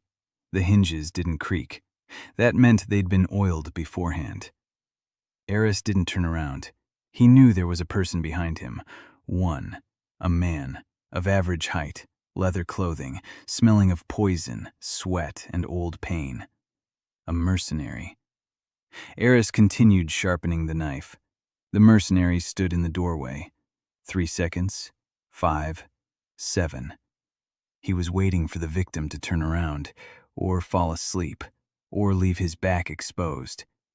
Eris did neither. He sat with his back to the door, sharpening the knife with steady strokes. Stone against bone, rhythmically, like Garm's heartbeat. The mercenary took a step forward. Eris heard the rustle of steel from the sheath, a short blade, a dagger. The mercenary took another step. Eris turned, not quickly, calmly, as he would turn to a guest. He looked at the mercenary, a man of about 35, a gaunt face, a scar across his left eyebrow, eyes professionally empty. But his hands were trembling. Eris saw it, a slight tremor in his fingers, just like that swordsman in the clearing, just like the boy with the sword who had first spotted him by the forest. Fear. Not of Eris. Something else. Eris looked more closely. The left hand. The tremor was stronger. The mercenary was pressing it against his side. Eris looked down. Under the leather jacket on his left side, something was wrong. A swelling. Heat. Eris could feel it even from 2 meters away. Inflammation. Old. Advanced. An ulcer. Eris set the knife on the table. He said the mercenary's side was hurting. He said it had been for a long time. Maybe a year, maybe 2. The mercenary froze. the dagger in his right hand. His eyes were no longer empty, confused. Eris stood up. He walked over to the pot. He poured a bowl of soup. He set it on the table. He sat down. He pointed to the bench across from him. The mercenary stood there. 10 seconds. 20. Then he lowered the dagger, slowly, as if his hand wouldn't obey him. He sat down. Eris watched him. The mercenary reeked of exhaustion and pain, just like Hanaso had reeked on the first day, but worse, deeper. This exhaustion wasn't from campaigns, from life. Eris asked who had sent him. The mercenary was silent. Then he said the order was anonymous, through an intermediary, a golden seal, payment in advance. Eris didn't know what a golden seal was, but he remembered it. He asked why he had come if he was sick. The mercenary said that work is work. Eris said that work isn't worth a life. The mercenary gave a crooked smirk. He said his life was worth nothing. There was no coppery taste, true, bitter and rotten like his ulcer. Eris stood up again. He walked over to the mercenary. The man tensed. His hand darted toward his dagger. Eris placed his hand on the man's left side, over his jacket. The mercenary flinched in pain. Eris held on. He felt it. The ulcer is deep, 3 layers. The outer tissue is inflamed. The middle layer has festered. The deep layer has begun to die off. Without treatment, a month, maybe 2. Then sepsis, then death. With magical treatment, he could have been saved 6 months ago. Now a healing mage would ask for 20 gold pieces, and it's not certain he'd cure him. Eris took his hand, said he could help. The mercenary looked at him, said he'd come to kill him. Eris nodded, said he knew, then said it didn't matter. What mattered was that his side was rotting, and if left untreated, in 2 months he'd die not on a mission, but in a ditch. The mercenary was silent for a long time. Then he laid his dagger on the table, blade away from him. Eris nodded. For the next hour he worked. He cut open the jacket. He cut open the shirt. He examined the ulcer, black at the edges. The pus was yellowish-green. The smell was heavy. Theo woke up from the smell. He came in. He saw. He turned pale. Eris told him to heat some water and bring the bloodwort moss from the 3rd pouch in his bag. Theo ran off. Eris washed the wound with hot water and dissolved salt. The mercenary clenched his teeth. He didn't scream. Accustomed to pain. Eris cleaned out the pus, cut away the dead tissue with a bone knife, sharp as a razor, applied the blood-sucking moss. The moss absorbed the infection and released a substance that killed putrefactive bacteria. Eris didn't know the word bacteria. He called them invisible worms. Garm had shown them to him long ago, not with words, through sensation. Small, hungry. They eat flesh. You have to kill them before they kill their host. He bandaged it. Clean cloth, a tight bandage, ointment made of fat and root on top. The mercenary lay on the bench, breathing evenly. His side had stopped throbbing with pain for the first time in a year and a half. Eris sat down beside him, told him to come every 2 days for a dressing change, told him not to drink alcohol, told him to eat liver and greens. The mercenary lay there and stared at the ceiling. Then he turned his head. He looked at Eris. He asked why. Eris didn't understand the question. The mercenary clarified. Why treat someone who came to kill you? Eris thought for a moment. Then he said that his mother had taught him, a patient is a patient. It doesn't matter why he came. What matters is that he's in pain. The mercenary closed his eyes. He lay there for a minute. Then he opened them. He said his name was Rain. He said the contract was canceled. He said that if the boy didn't mind, he'd stay until morning.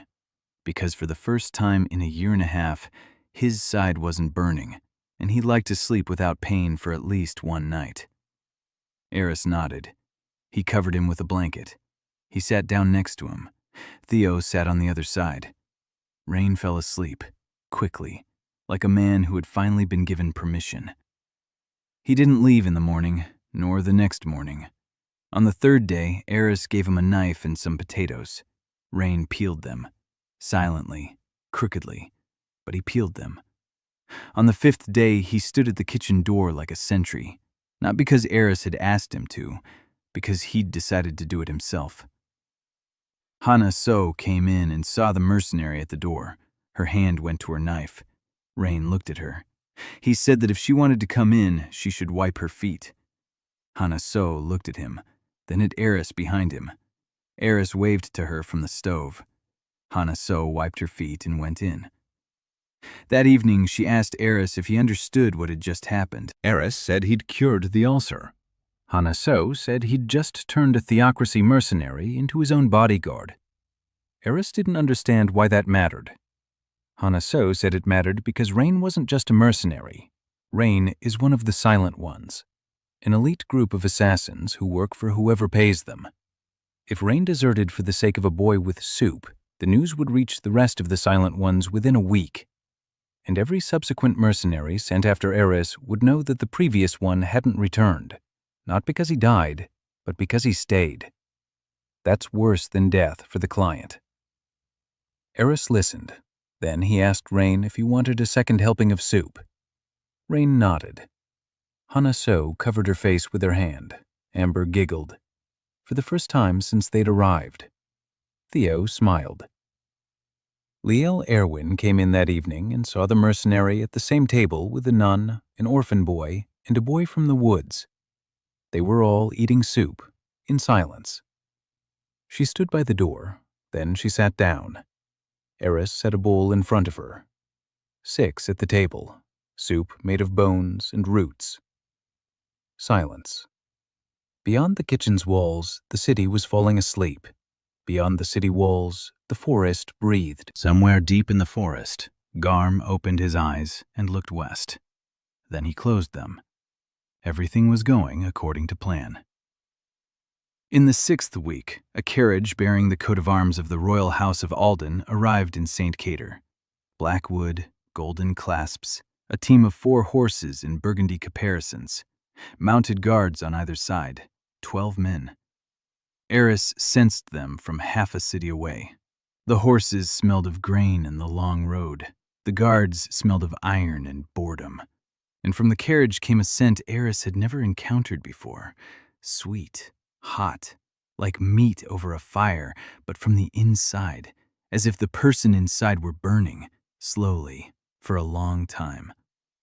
The carriage stopped at the central square. A man in the uniform of the Royal Guard stepped out. Behind him, a second, a third. Then she stepped out of the carriage. Short, thin, dark hair down to her shoulders, a pale face, sharp, dark, quick eyes. She moved slowly. Every step cost her effort, but she didn't show it. Her back was straight, her chin was lifted. Her dress was simple for a princess, gray, without adornments.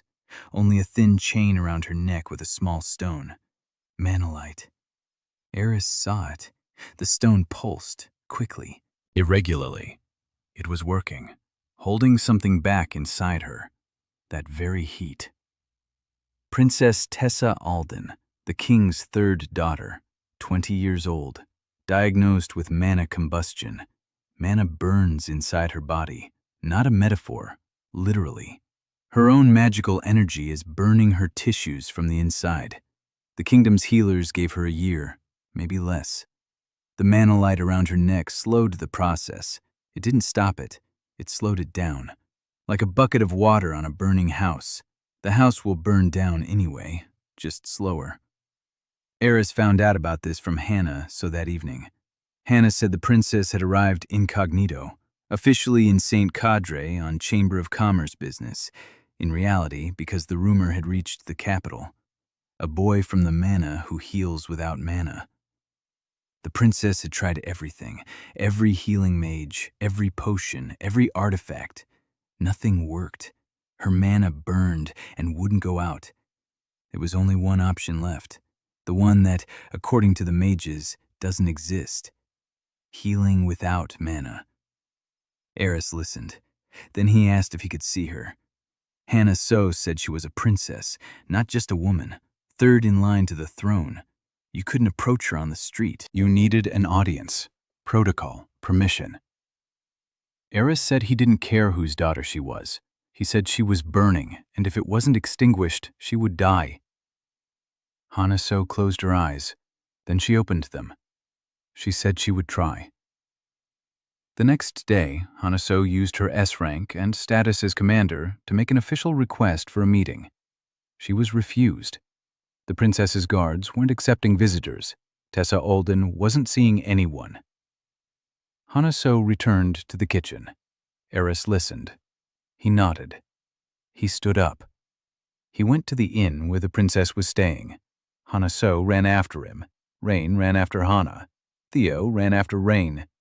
Amber stayed behind to stir the soup and pray that no one would die. Guards stood outside the hotel, 4 of them. Eris approached the door. A guard blocked his path. He said entry was forbidden. Eris looked at him, then he looked at the windows on the 2nd floor, the 3rd window from the left. The curtain stirred. He could feel the heat coming from there, through the wall, through the stone, stronger than in the square. The princess was burning, and with every passing hour, the fire grew stronger. Eris told the guard that the person behind the window was dying. He said he could help. The guard didn't budge. Eris didn't argue. He turned and walked toward the hotel's backyard. Hannah So grabbed his shoulder. She said that if he climbed through the window to the princess, he would be executed. Eris said that if he didn't climb through, she would die. Which is worse? Hannah So didn't answer. Eris climbed in. The hotel wall was stone, rough. His fingers clung to the cracks between the stones. 16 years of climbing trees and rocks in the forest. A house wall is like a log across a stream, simple. He reached the 3rd window in a minute. He pushed the shutter open. He climbed inside. The room was warm, too warm. The heat radiated from the bed. Tessa was lying on the bed, without a dress, in a thin nightgown, drenched in sweat. Her face was red. Her hands lay on top of the blanket, slender, pale, veins showing through.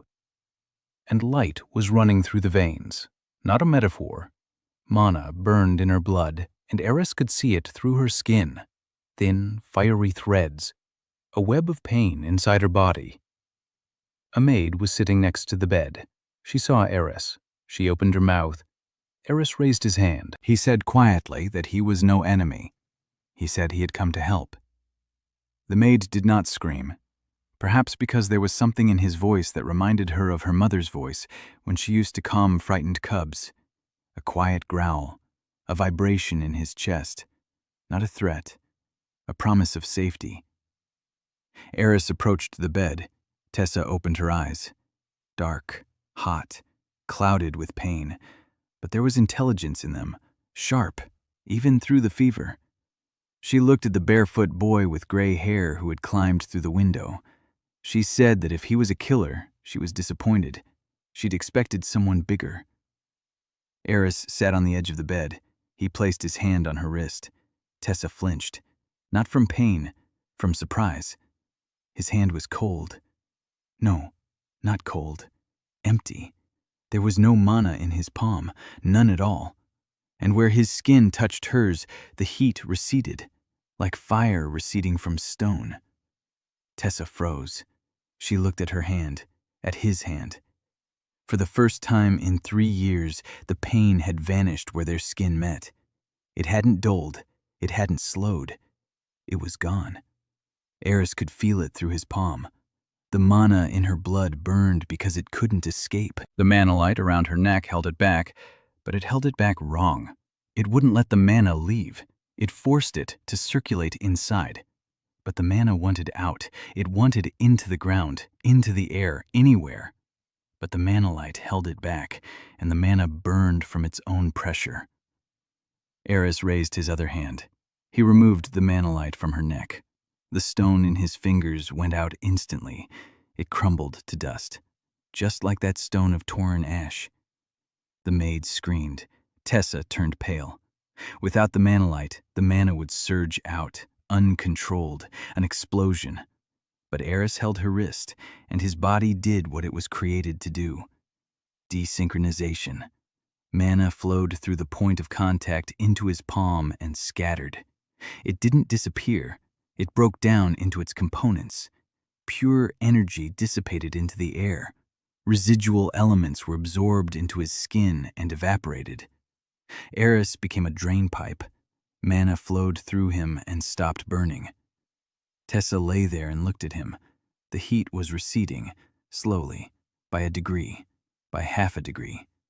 The veins in her arms stopped glowing, her face, which had been turned pale, then pink, normal.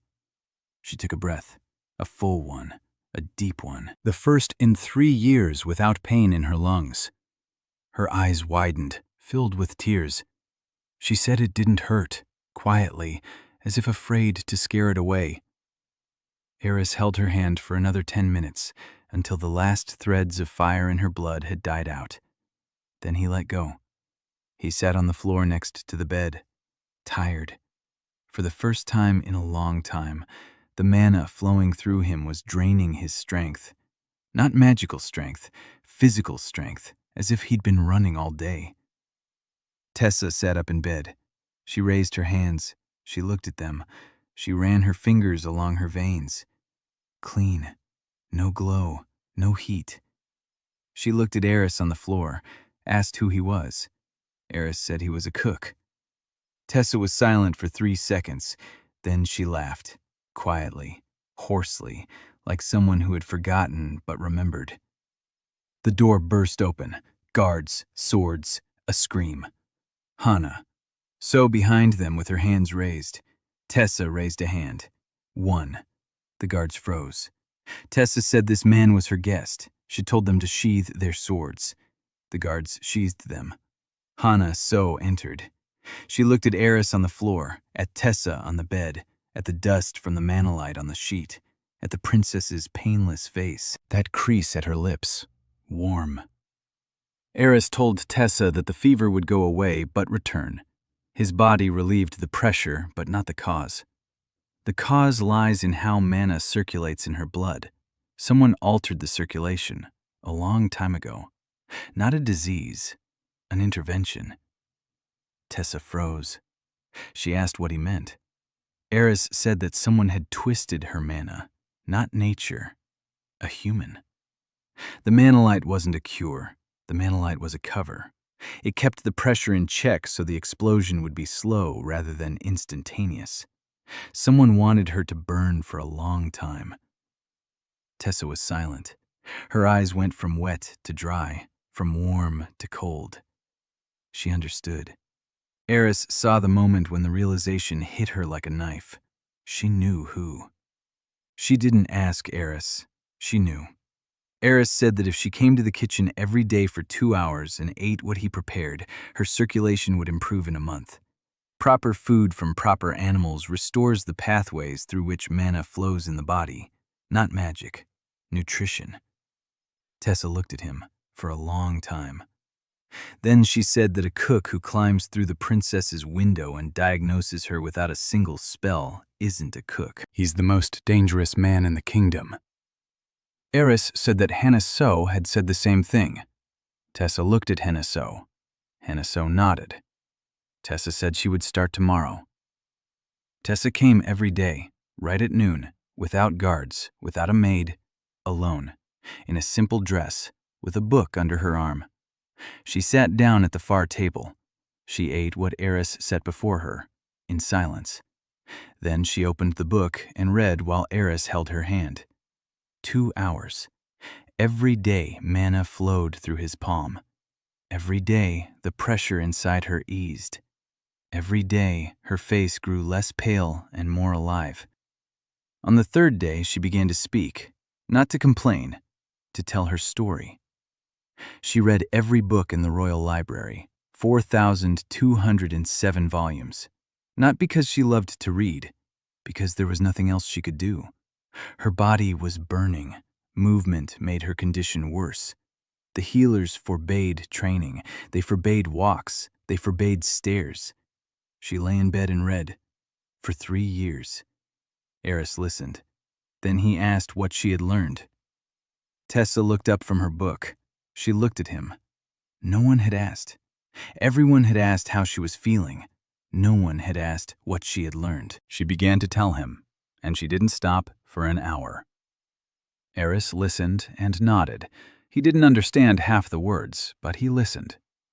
Tessa spoke of the manolines, of how they work, of how 300 years ago they were full and pure, about how they began to deplete, about how no scientist can explain why, about how the theocracy claims the forest of devourers is to blame, that the forest drinks manolines, that the ancient Fenrir is draining energy from the world. Eris stopped chewing. He looked at Tessa. He said that Mom doesn't drink anyone, that Mom is sleeping, that the forest feeds not on manolines but on its own mist. The manolines run deep beneath the forest, but Garm doesn't touch them. He knows they're foreign. Tessa wrote down every word. On the 4th day, Eris told her that her bones were too thin. Tessa asked what he meant. Eris said she doesn't eat meat, that 3 years on bread, water, and herbs had burned away her muscles, that her body had started eating itself because it wasn't getting the building material it needed. Tessa said the healers had forbidden heavy food. They said mana burns from protein. Eris said that wasn't true. That mana burns from pressure. That protein is needed to repair tissue. That without meat, her bones would get even thinner, and in 6 months would start breaking just from walking. Tessa was silent. Then she asked if he was angry at her healers. Eris said he wasn't angry. He said they didn't know. Not because they were stupid, because no one had taught them how the body works without magic. They know how to heal with mana. They don't know how to feed. Tessa looked at him. Then she said quietly that for the first time in 3 years, someone was talking to her not as if she were dying. Eris said she wasn't dying. She was recovering, just slowly. Tessa closed the book, for the first time in 4 days, and she smiled. Not the way she used to smile, not as a defense, a real one, a small one, like a crack in the ice through which you can see the water. In the 2nd week of treatment, Tessa told Eris the news. The Inquisition had sent a detachment, 20 men, not led by an ordinary investigator, led by Cardinal Vesper Lind himself, the Grand Inquisitor. He had left the capital 10 days ago. He would arrive in 4 days. Tessa knew this from her people at court. She said it calmly, like a man who was used to bad news and had stopped wasting his emotions on it. Eris listened. Then he asked what the cardinal did with the empty vessels. Tessa said he burned them, in the square, in front of the people, as a lesson. Eris stirred the soup. His hand didn't flinch. He asked what the cardinal did to those nearby. Tessa said it depended. Aristocrats were fined, commoners were imprisoned, heroes were stripped of their rank. Those who resisted met the same fate as the empty ones: fire. Eris looked across the room. Theo was peeling potatoes, Amber was darning, Rain stood by the door. Liel sat in the corner pretending to read. Oliver was fixing a hinge on the shutter. 3 old men were warming themselves by the stove. A mother with her recovered daughter brought a basket of apples. A young apprentice with burned hands was bread with his good hand. They were all his. They were all on his territory. Eris turned to Tessa. He said that the cardinal would come and see the kitchen, and see the people, and see him, and then he would decide. But there were many ways to decide. Tessa asked what he was going to do. Eris said he would make soup. Tessa waited. She thought that was the beginning of the sentence. It was the end. Eris took out the bones. He began to cook. That evening, Hana So gathered everyone. In the kitchen hall after closing, Eris, Tessa, Liel, Amber, Rain, Olver, Theo. Hana So stood by the stove. She told them about the cardinal. She told them about the squad. She told them that in 4 days there would be 20 inquisitors in the city, led by a man who had burned more empties than anyone else in the last 50 years. She proposed a plan. As a princess, Tessa can demand that the Inquisition leave the people under her protection alone. That will buy them time. As the Count's daughter, Liel can contact her father and request political pressure. Rain can go into hiding and keep an eye on the squad. Olver can organize the city artisans. Amber knows the theocracy's protocols from the inside and can predict their actions. Hana So coordinates. Everyone nodded. Everyone understood their role. Eris listened in silence. Then he stood up. He said that all of this was right and good, but he would do it his way. He would prepare dinner for everyone, including the cardinal. Hana So said the cardinal wouldn't sit at his table. Eris said he would. Hana So asked why he was so sure. Eris said the cardinal was hungry. Not his body, his soul. He sensed it from Amber's stories, from the way the system worked. People who burn other people in the square aren't happy people. They're hungry. They burn because they're empty inside, and the fire creates an illusion of warmth for a second. Hana So was silent. Tessa looked at Eris with new eyes. Liel gripped the edge of the table. Amber lowered her head. Rain checked the knife on his belt. Cardinal Vesper Lind arrived at dawn on the 4th day. Eris stood on the roof of the kitchen and looked north. 20 horsemen in white armor, cloaks bearing the golden sun of the theocracy. The manna from the squadron weighed down the air so that birds scattered half a mile. The cardinal rode at the head, not in armor, in a simple white cassock. Unarmed, without a staff, hands on the reins, back straight, face calm. Eris looked at him and felt it, across the distance, through the wind. This man was not like Corvin. Corvin was a tool, an interrogator, a man of the system. Cardinal Lind was the system. His faith was genuine, not for show, not political, genuine. He believed that without Mana, there was no soul. He believed it just as Eris believed that his mother loved him, with his whole being, without a doubt. That made him more terrifying than any mercenary. Reyna could be healed because his pain was in his body. Corvin could be bypassed because his faith was in orders. The cardinal could be neither healed nor bypassed. His faith was in his bones. Eris climbed down from the roof. He entered the kitchen. Everyone was there. Hana So by the door, 3 knives, a stony face. Rain by the window, a dagger under his jacket, his eyes professionally empty again. Tessa at the table, calm. Royal blood doesn't tremble in public. Liel next to her, pale, her hands in a defensive posture. Amber was by the stove. She was clutching the edge of her apron. Her lips were moving. She was praying. Olver was by the back wall. His hand had healed. The splint was removed 2 days ago. He was clenching and unclenching his fist, testing it. Theo was sitting under the table, not out of fear, out of habit. The little ones hide when a big predator comes. Eris stood by the stove. He took out the bones, the very best ones, mountain deer ribs. He had been saving them since day 1. He'd brought them from the forest. Garm had chosen the bones himself. Each one was perfect, white, clean, with marrow inside that made the body sing. He put the bones in the cauldron. He poured in water from a mountain stream, the water he'd collected yesterday outside the city. He added white mint root, a stalk of silver garlic, and a pinch of salt from crystals that Sister Leal had brought from deep within the forest. The salt smelled of manna and thyme. He set it over the fire, stirred it, waited.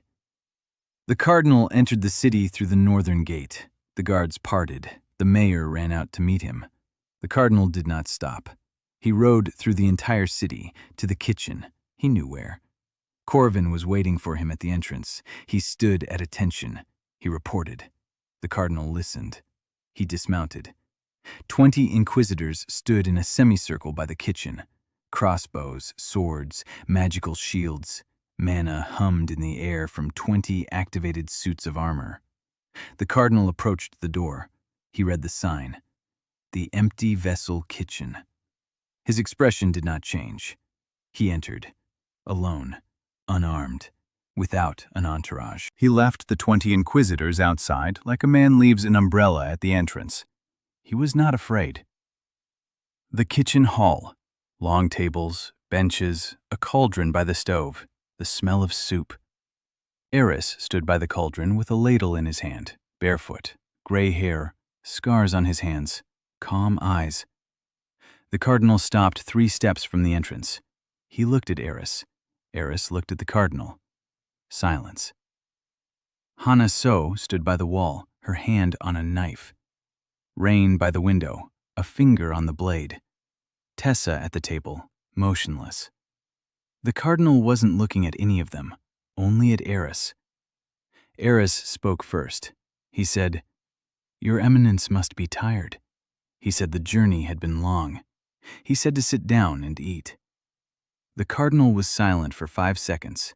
Then he sat down, on the nearest bench. Eris ladled soup from the cauldron. He brought it over, placed it in front of the cardinal.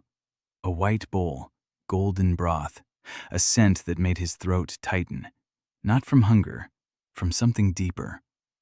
The cardinal looked at the bowl. Eris sat across from him. He waited.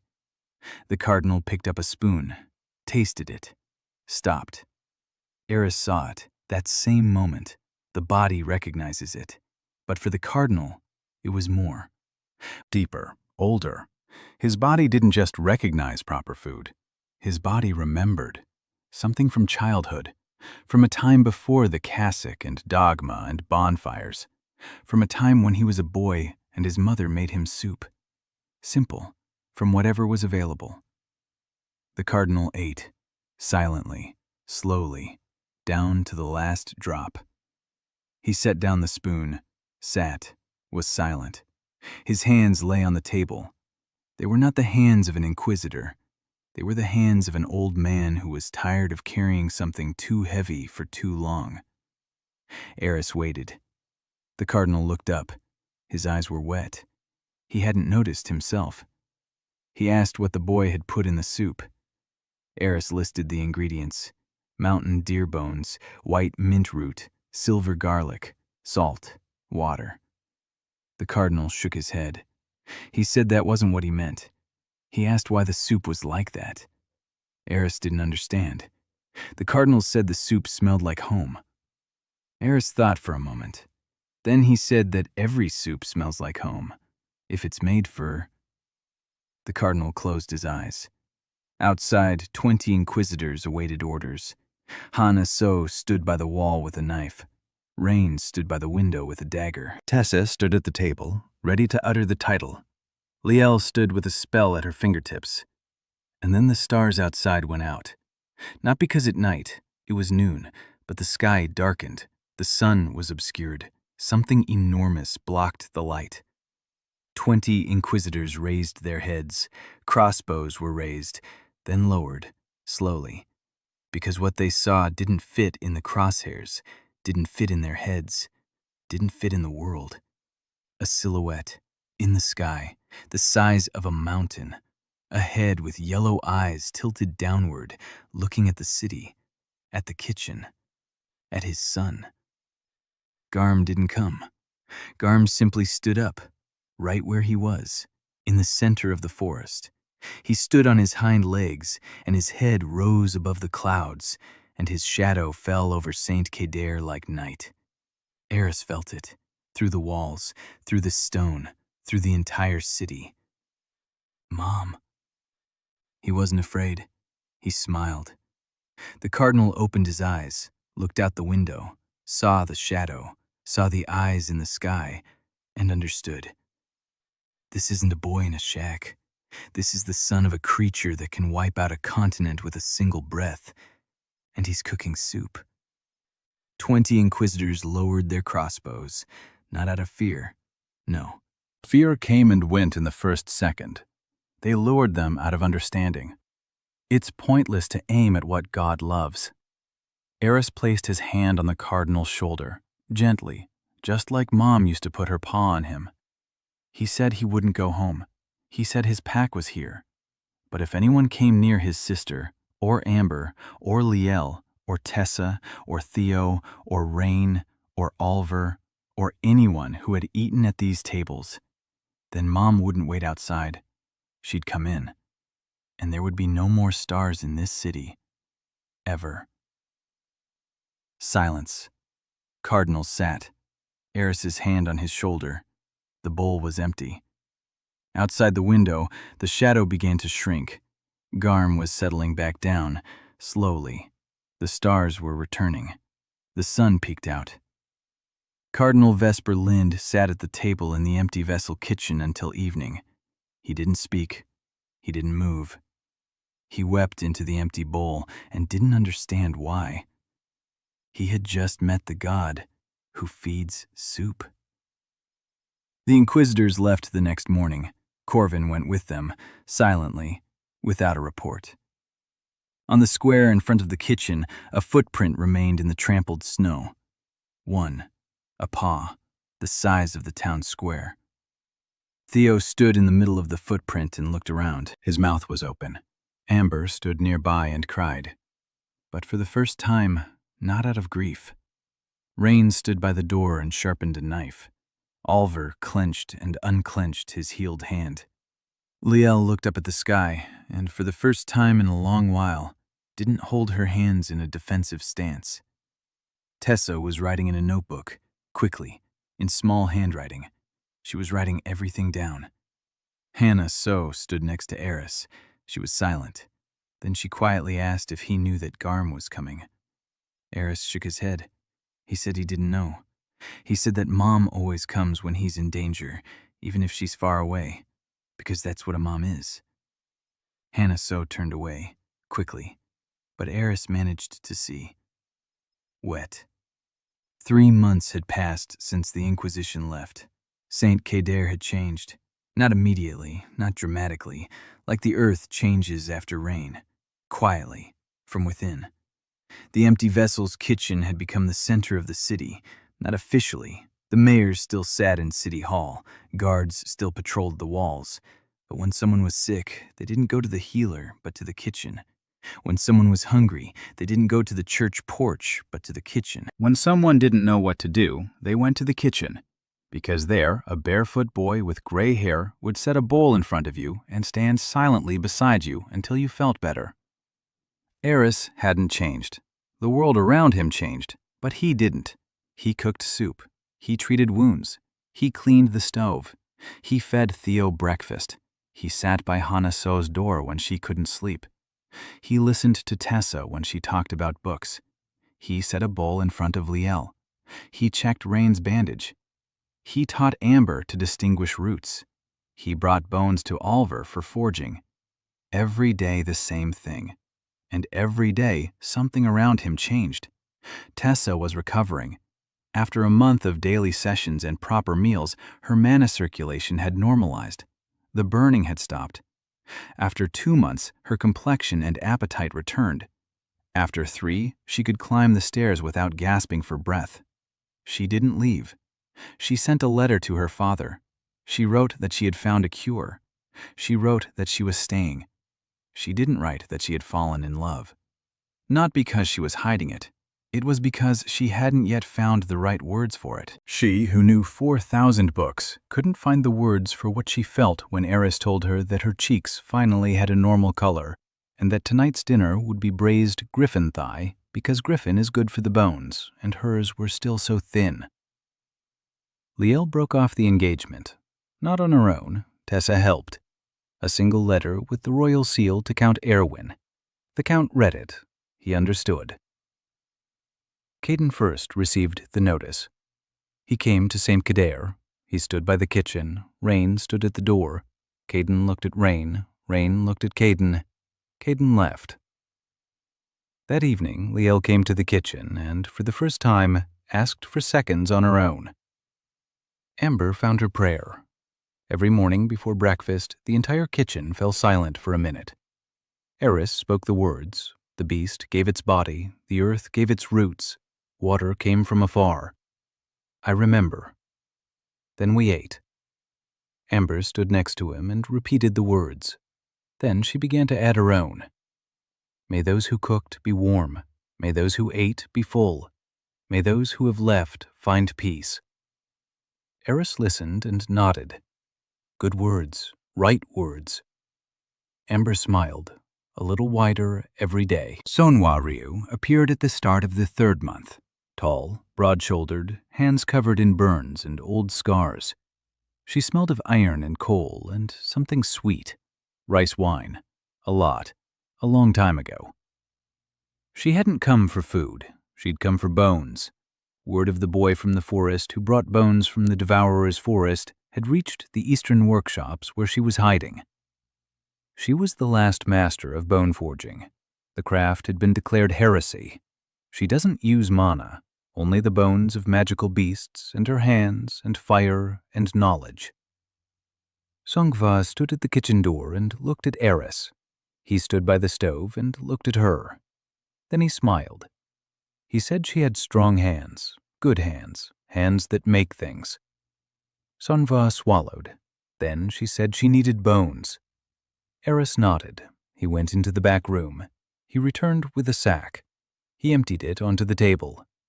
Bones from the Devourer's forest. 10 kinds, each one clean, white, imbued with the forest's mana, the likes of which no blacksmith had seen in 300 years. Songhva approached the table. Her hands were trembling, not from the drink, from something else. She picked up a wyvern bone, turned it over in her hands. She looked at the light, scratched it with her fingernail, sniffed it.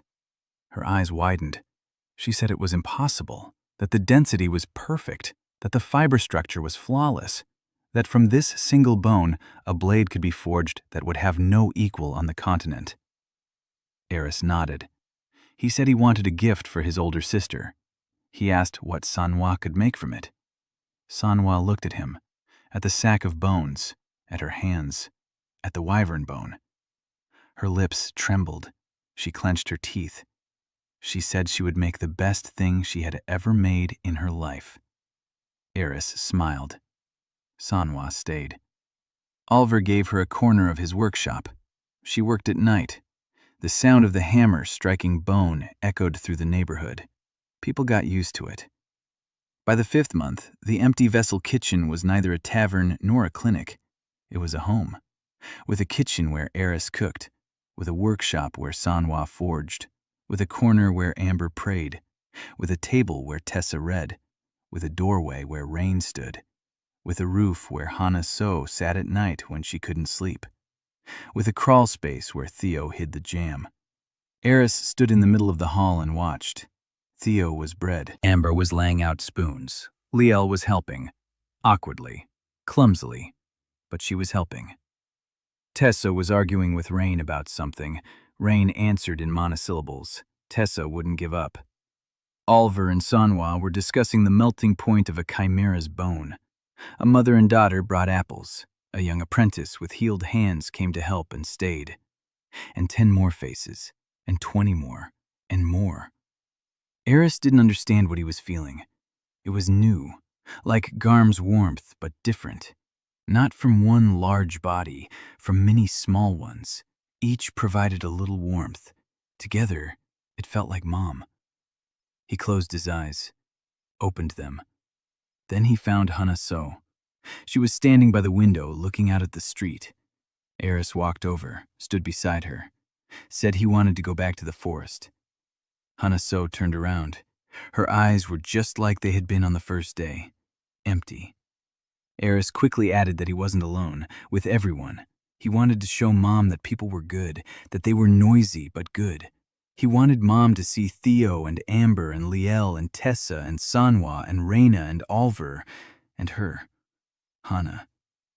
He wants Mom to see his older sister. Hana So turned away toward the window. She was silent for a long time. Then she said quietly that first they had to finish what they'd started. Eris asked what she meant. Hana So said that theocracy hadn't disappeared. It was gone, but it hadn't disappeared. The cardinal had left, but the system remained. The temples still stand. The laws are still operating. The empty ones are still being burned in other cities. The empty vessel kitchen in St. Cadre is the only one, and there are hundreds of cities on the continent.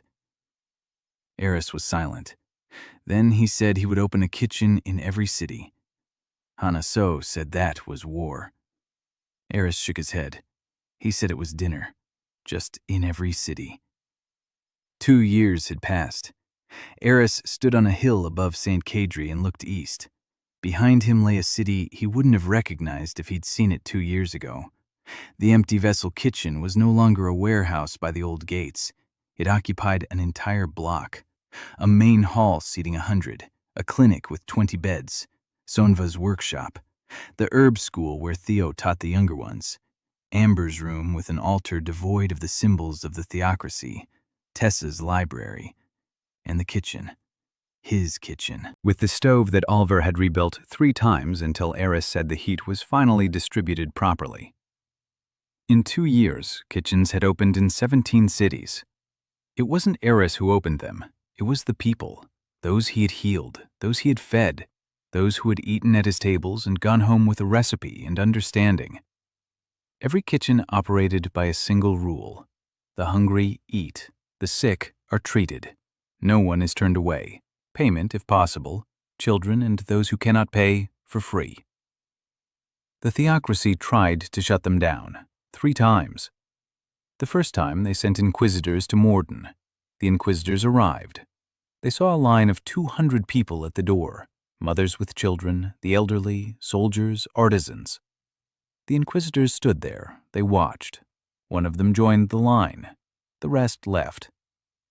The second time they issued a decree to close all establishments operating without a license. The decree reached the city councils. The councils looked at the decree. They looked at the kitchens. They looked at the people the kitchens were feeding. The decree got lost in the paperwork, in each of the 17 cities, simultaneously. The third time, the theocracy accused Eris personally. Heresy, blasphemy, poisoning of souls, declared him an enemy of the faith, sent the decree to all the temples. The parishioners listened to the sermon, left the temple, went to the kitchen, ate soup, returned to the temple the following Sunday. Or they didn't return. With each passing month, the pews in the temples grew empty, while the tables in the kitchens filled up. The theocracy was falling, not from a blow, from hunger. Once people had tasted real bread, it became hard for them to swallow empty promises. Eris did not wage war. He fed both sides. When the theocracy's garrison arrived in St. Cadre to reinforce the city ahead of a possible conflict, Eris brought soup to the soldiers right at their barracks. The general was furious. The soldiers ate. The next day, half the garrison came to the kitchen on their own, without uniforms, in plain clothes. They ate in silence, they left in silence. But the crossbows in barracks were being unloaded. Tessa returned to the capital for 3 months. She brought documents, a royal decree legalizing treatment without mana, signed personally by the king. Tessa didn't ask, Tessa explained. She showed her father her hands, healthy, alive, without a single thread of fire in her veins. Then she showed him the results from 17 cities, declining mortality, rising birth rates, fewer riots. The king read the figures. Then he looked at his daughter. Then he signed. The decree took effect the very same day. The theocracy objected. The king replied that objections would be accepted in writing through the chancellery. The chancellery worked slowly, very slowly. Tessa took care of it personally. She returned to St. Cadre with the decree and something else, with the truth about Celian Wolf. Tessa found it in the archives. Not the royal ones, the ones kept in a secret room beneath the library of the Great Temple, where Tessa had gone through a passage that Rain had shown her. The former mercenary knew the capital's underground better than the rats. Documents, a record of the ritual. 300 years ago, the theocracy broke the first mana line in an attempt to create a god avatar. The vessel was a saint, Celiana Wolf. The ritual failed. The mana line cracked. The crack widened over 300 years. Other lines began to break in a chain reaction. The world was losing mana. Not because of the forest, because of the theocracy. And one more line, the last one. Celiana Wolf is alive. She is being held on the lower level of the Great Temple. Her body is the only vessel capable of holding the crack in the Manhwa line. 300 years in chains, 300 years of lullabies, to the walls. Eris read. Tessa translated the difficult words for him. He listened, silently. His face didn't change, his hands didn't tremble. He finished reading. He stood up. He left the kitchen. He walked through the city, through the fields, through the foothills, into the forest, alone, without food, without a bag. He walked for 3 hours. The fog welcomed him like an old friend. The branches parted, the animals fell silent. He was walking to his mother, to his real mother, to Garm. Garm was lying in the same spot, just like 2 years ago, just like 16 years ago. Eris approached, stood before him, looked into the yellow eyes. Garm looked at him. Eris placed his hand on Garm's nose, asked through his palm, "You knew?" Garm closed his eyes, opened them. Yes, he knew. He had always known. He knew that the woman who had brought the baby hadn't died. He knew she was in chains beneath the temple. He knew her body held a crack. He knew and remained silent, because he couldn't speak, because he didn't know how, because the only language he possessed was the language of warmth and weight and scent, and this truth required words. Eris stood there, his hand on Garm's nose. Tears streamed down his face. For the first time in 2 years. For the first time for real. Not from the bread that gives life, not from the soup that smells like home. From the realization that his mother, the real one, the human one, the woman who carried him into the forest to save him, is alive and suffering. 300 years. No, not 300. 16 for her. 16 years without a son, in the darkness, in chains, singing lullabies to the walls. Garm did what he hadn't done in 1,000 years. He opened his mouth. A sound came from his throat. Not a roar, not a howl. A word. One. The only one he had learned in 1,000 years of life. Forgive me. Eris stood and wept, his hand on the nose of a creature the size of a mountain that had spoken that single word to him. And he forgave. Because he didn't know how to do otherwise. Because his mother had taught him that anger is a poison you brew for another, but drink yourself. He returned to St. Kader by morning. He walked into the kitchen. Everyone was there, waiting. Hannah sew by the door, Tessa at the table, Liel by the window, Amber by the stove, Manhwa by the anvil, Rain in the shadows, Oliver by the wall, Theo under the table, Mira next to Theo.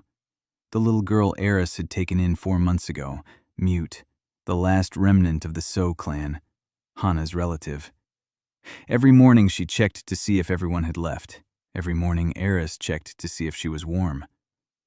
Eris looked at them, at all of them. Then he said that his mother was alive, that she was in the basement of the great temple, that he was going to find her. Silence. Then Hannah So stepped forward. She said she was going with him. Tessa stood up. She said she was going. Liel stood up. Rain stepped out of the shadows. Manhwa set down her hammer.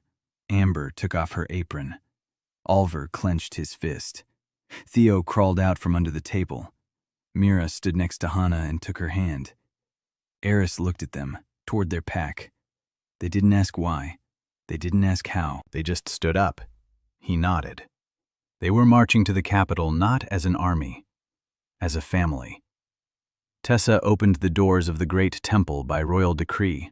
Rain unlocked the basement doors with a lockpick. Eris walked ahead, barefoot, unarmed. Down the steps, deeper, darker, colder. On the lowest level, he heard it. A voice, quiet, hoarse, a lullaby.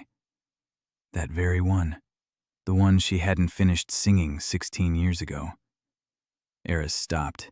His hands were shaking, for the first time in his life. Hanaso placed a hand on his shoulder. He took a step, and another, and another, and entered the cell.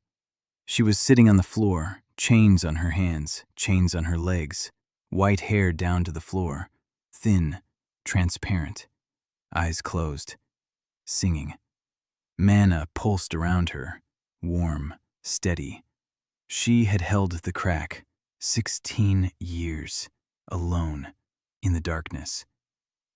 Eris stood before her, dropped to his knees, placed his hands on hers. The chains shattered at his touch. The manna in the metal scattered. The locks opened. Celiana opened her eyes, gray, like his. She looked at the boy before her, at his gray hair, at his bare feet, at the scars, at the hands that smelled of bones and roots and salt and care. She didn't ask who he was. She knew. For 16 years, she had sung a lullaby not to the walls, to him, through the stone, through the earth, across the entire continent. Eris said one word. Mom. Celiana raised her hand, trembling, slender. She placed it on his cheek. Eris closed his eyes, pressed close. Her hand was cold and light, not like Garm's paw, different, human, small.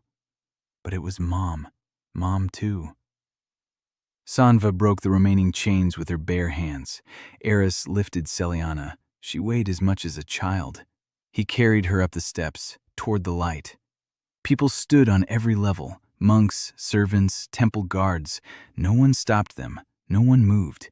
They watched as the boy carried the woman out of the basement where she had spent 16 years. And they were silent. Because in his eyes was what made people press themselves against the walls, that very thing. Not anger, not a threat. Love. So intense it was terrifying. The manolene beneath the temple trembled when Celion was lifted. The crack widened. Eris felt it. Everyone around felt it. The earth shook. But he didn't stop. Tessa stayed below. With the documents, with Torn Eshem, who in 2 years had gone from spy to chronicler, with the 3 mages she'd brought from the capital. They worked all night. Not Manolite, not the body of a single woman, the correct ritual, the one Torin had calculated over a year of continuous records and calculations, restoring the Manoline through load distribution. Not a single vessel, but a network. 17 kitchens, 17 points, 17 places where people gathered and ate and lived and believed. A living network. Human, without mana, based on care. The crack closed by dawn, not because someone poured power into it, because the network held. 17 cities, 17 kitchens. Thousands of people who ate soup that night and didn't know they were saving the world. They just ate. They were just together. Eris stood in the square in front of the great temple, Celiana in his arms. Dawn, the first one she had seen in 16 years. She squinted. She cried. She smiled. Eris carried her and felt no weight. They returned to St. Kader a week later. Eris carried his mother into the kitchen of the empty vessel. He sat her down at the table. He placed a bowl in front of her. Soup, bones, roots, salt. She ate and cried, like everyone else, like always. Sooner or later, everyone cried at these tables. Then Eris led her into the forest, the whole pack. Hanaso walked on the right, 3 knives, a smile, one bigger than her sister's. Tessa walked on the left, healthy, strong, with a notebook. Liel behind them, hands free. For the first time without a defensive stance, forever. Amber beside her, a silent prayer on her lips, a new one, her own. Sonva carried a gift wrapped in cloth on her shoulder, a blade made of wyvern bone, for Hana. Rain walked in the shadows, out of habit. Olver carried Mira on his shoulders. The girl held on to his ears and laughed for the first time, silently, but she was laughing. Theo walked ahead of everyone. the scout, just as Hana had taught him. Celiana walked beside Eris, holding his hand, slender, frail, alive. The forest greeted them with mist, warm, soft. The branches parted. Animals came out onto the path and watched. Sister Liel jumped down from a tree, 9 tails, red fur, sharp eyes. She approached Celiana, sniffed her, nuzzled her palm with her nose. Celiana laughed, quietly, like a bell that hadn't rung in a very long time. They walked toward the center of the forest, where the trees parted, where the ground was soft with humus and bones, where he lay. Garm raised his head, yellow eyes, 1,000 years old, wise, sad. He looked at them, at everyone, at the boy he had raised, at the woman he couldn't save, at the people his son had brought. Celiana stopped before him, a small woman before a creature the size of a mountain. She raised her hand, placed it on his nose, said thank you, for her son, for 16 years, for everything. Garm closed his eyes, and a sound came from his throat, the second word in 1,000 years. Quiet, hoarse. Home. Eris stood between 2 mothers, the human one and the beast one. Around him stood his pack, his family, people he had found because Garm had pushed him eastward, people he had fed because his mother had taught him to feed the hungry, people who had stayed because care is not a currency, but the weather. It simply is, always, for everyone. He sat down on Garm's warm fur. Celiana sat down next to him. Hana So sat down on the other side. One by the other, they all sat down, around Garm, on his fur, on the ground nearby. Theo pressed himself against Eris's side. Mira pressed herself against Hana. Amber closed her eyes and said a prayer. Liel rested her head on Sanwei's shoulder. Tessa opened her notebook. She wrote down 1 word. Home. Rain sat a little apart and sharpened his knife. Oliver closed his eyes and smiled. Evening. Sunset through the treetops. Green light. Soft, as always. Just like 16 years ago when Eris first opened his eyes on this fur. Only now he wasn't alone. Eris looked at Mom, at Garm, at Celiana, at Hana, at everyone. Then he closed his eyes. He rested his cheek on the warm fur. He heard a heartbeat, steady, deep, like a wave, just like always. And he fell asleep, at home.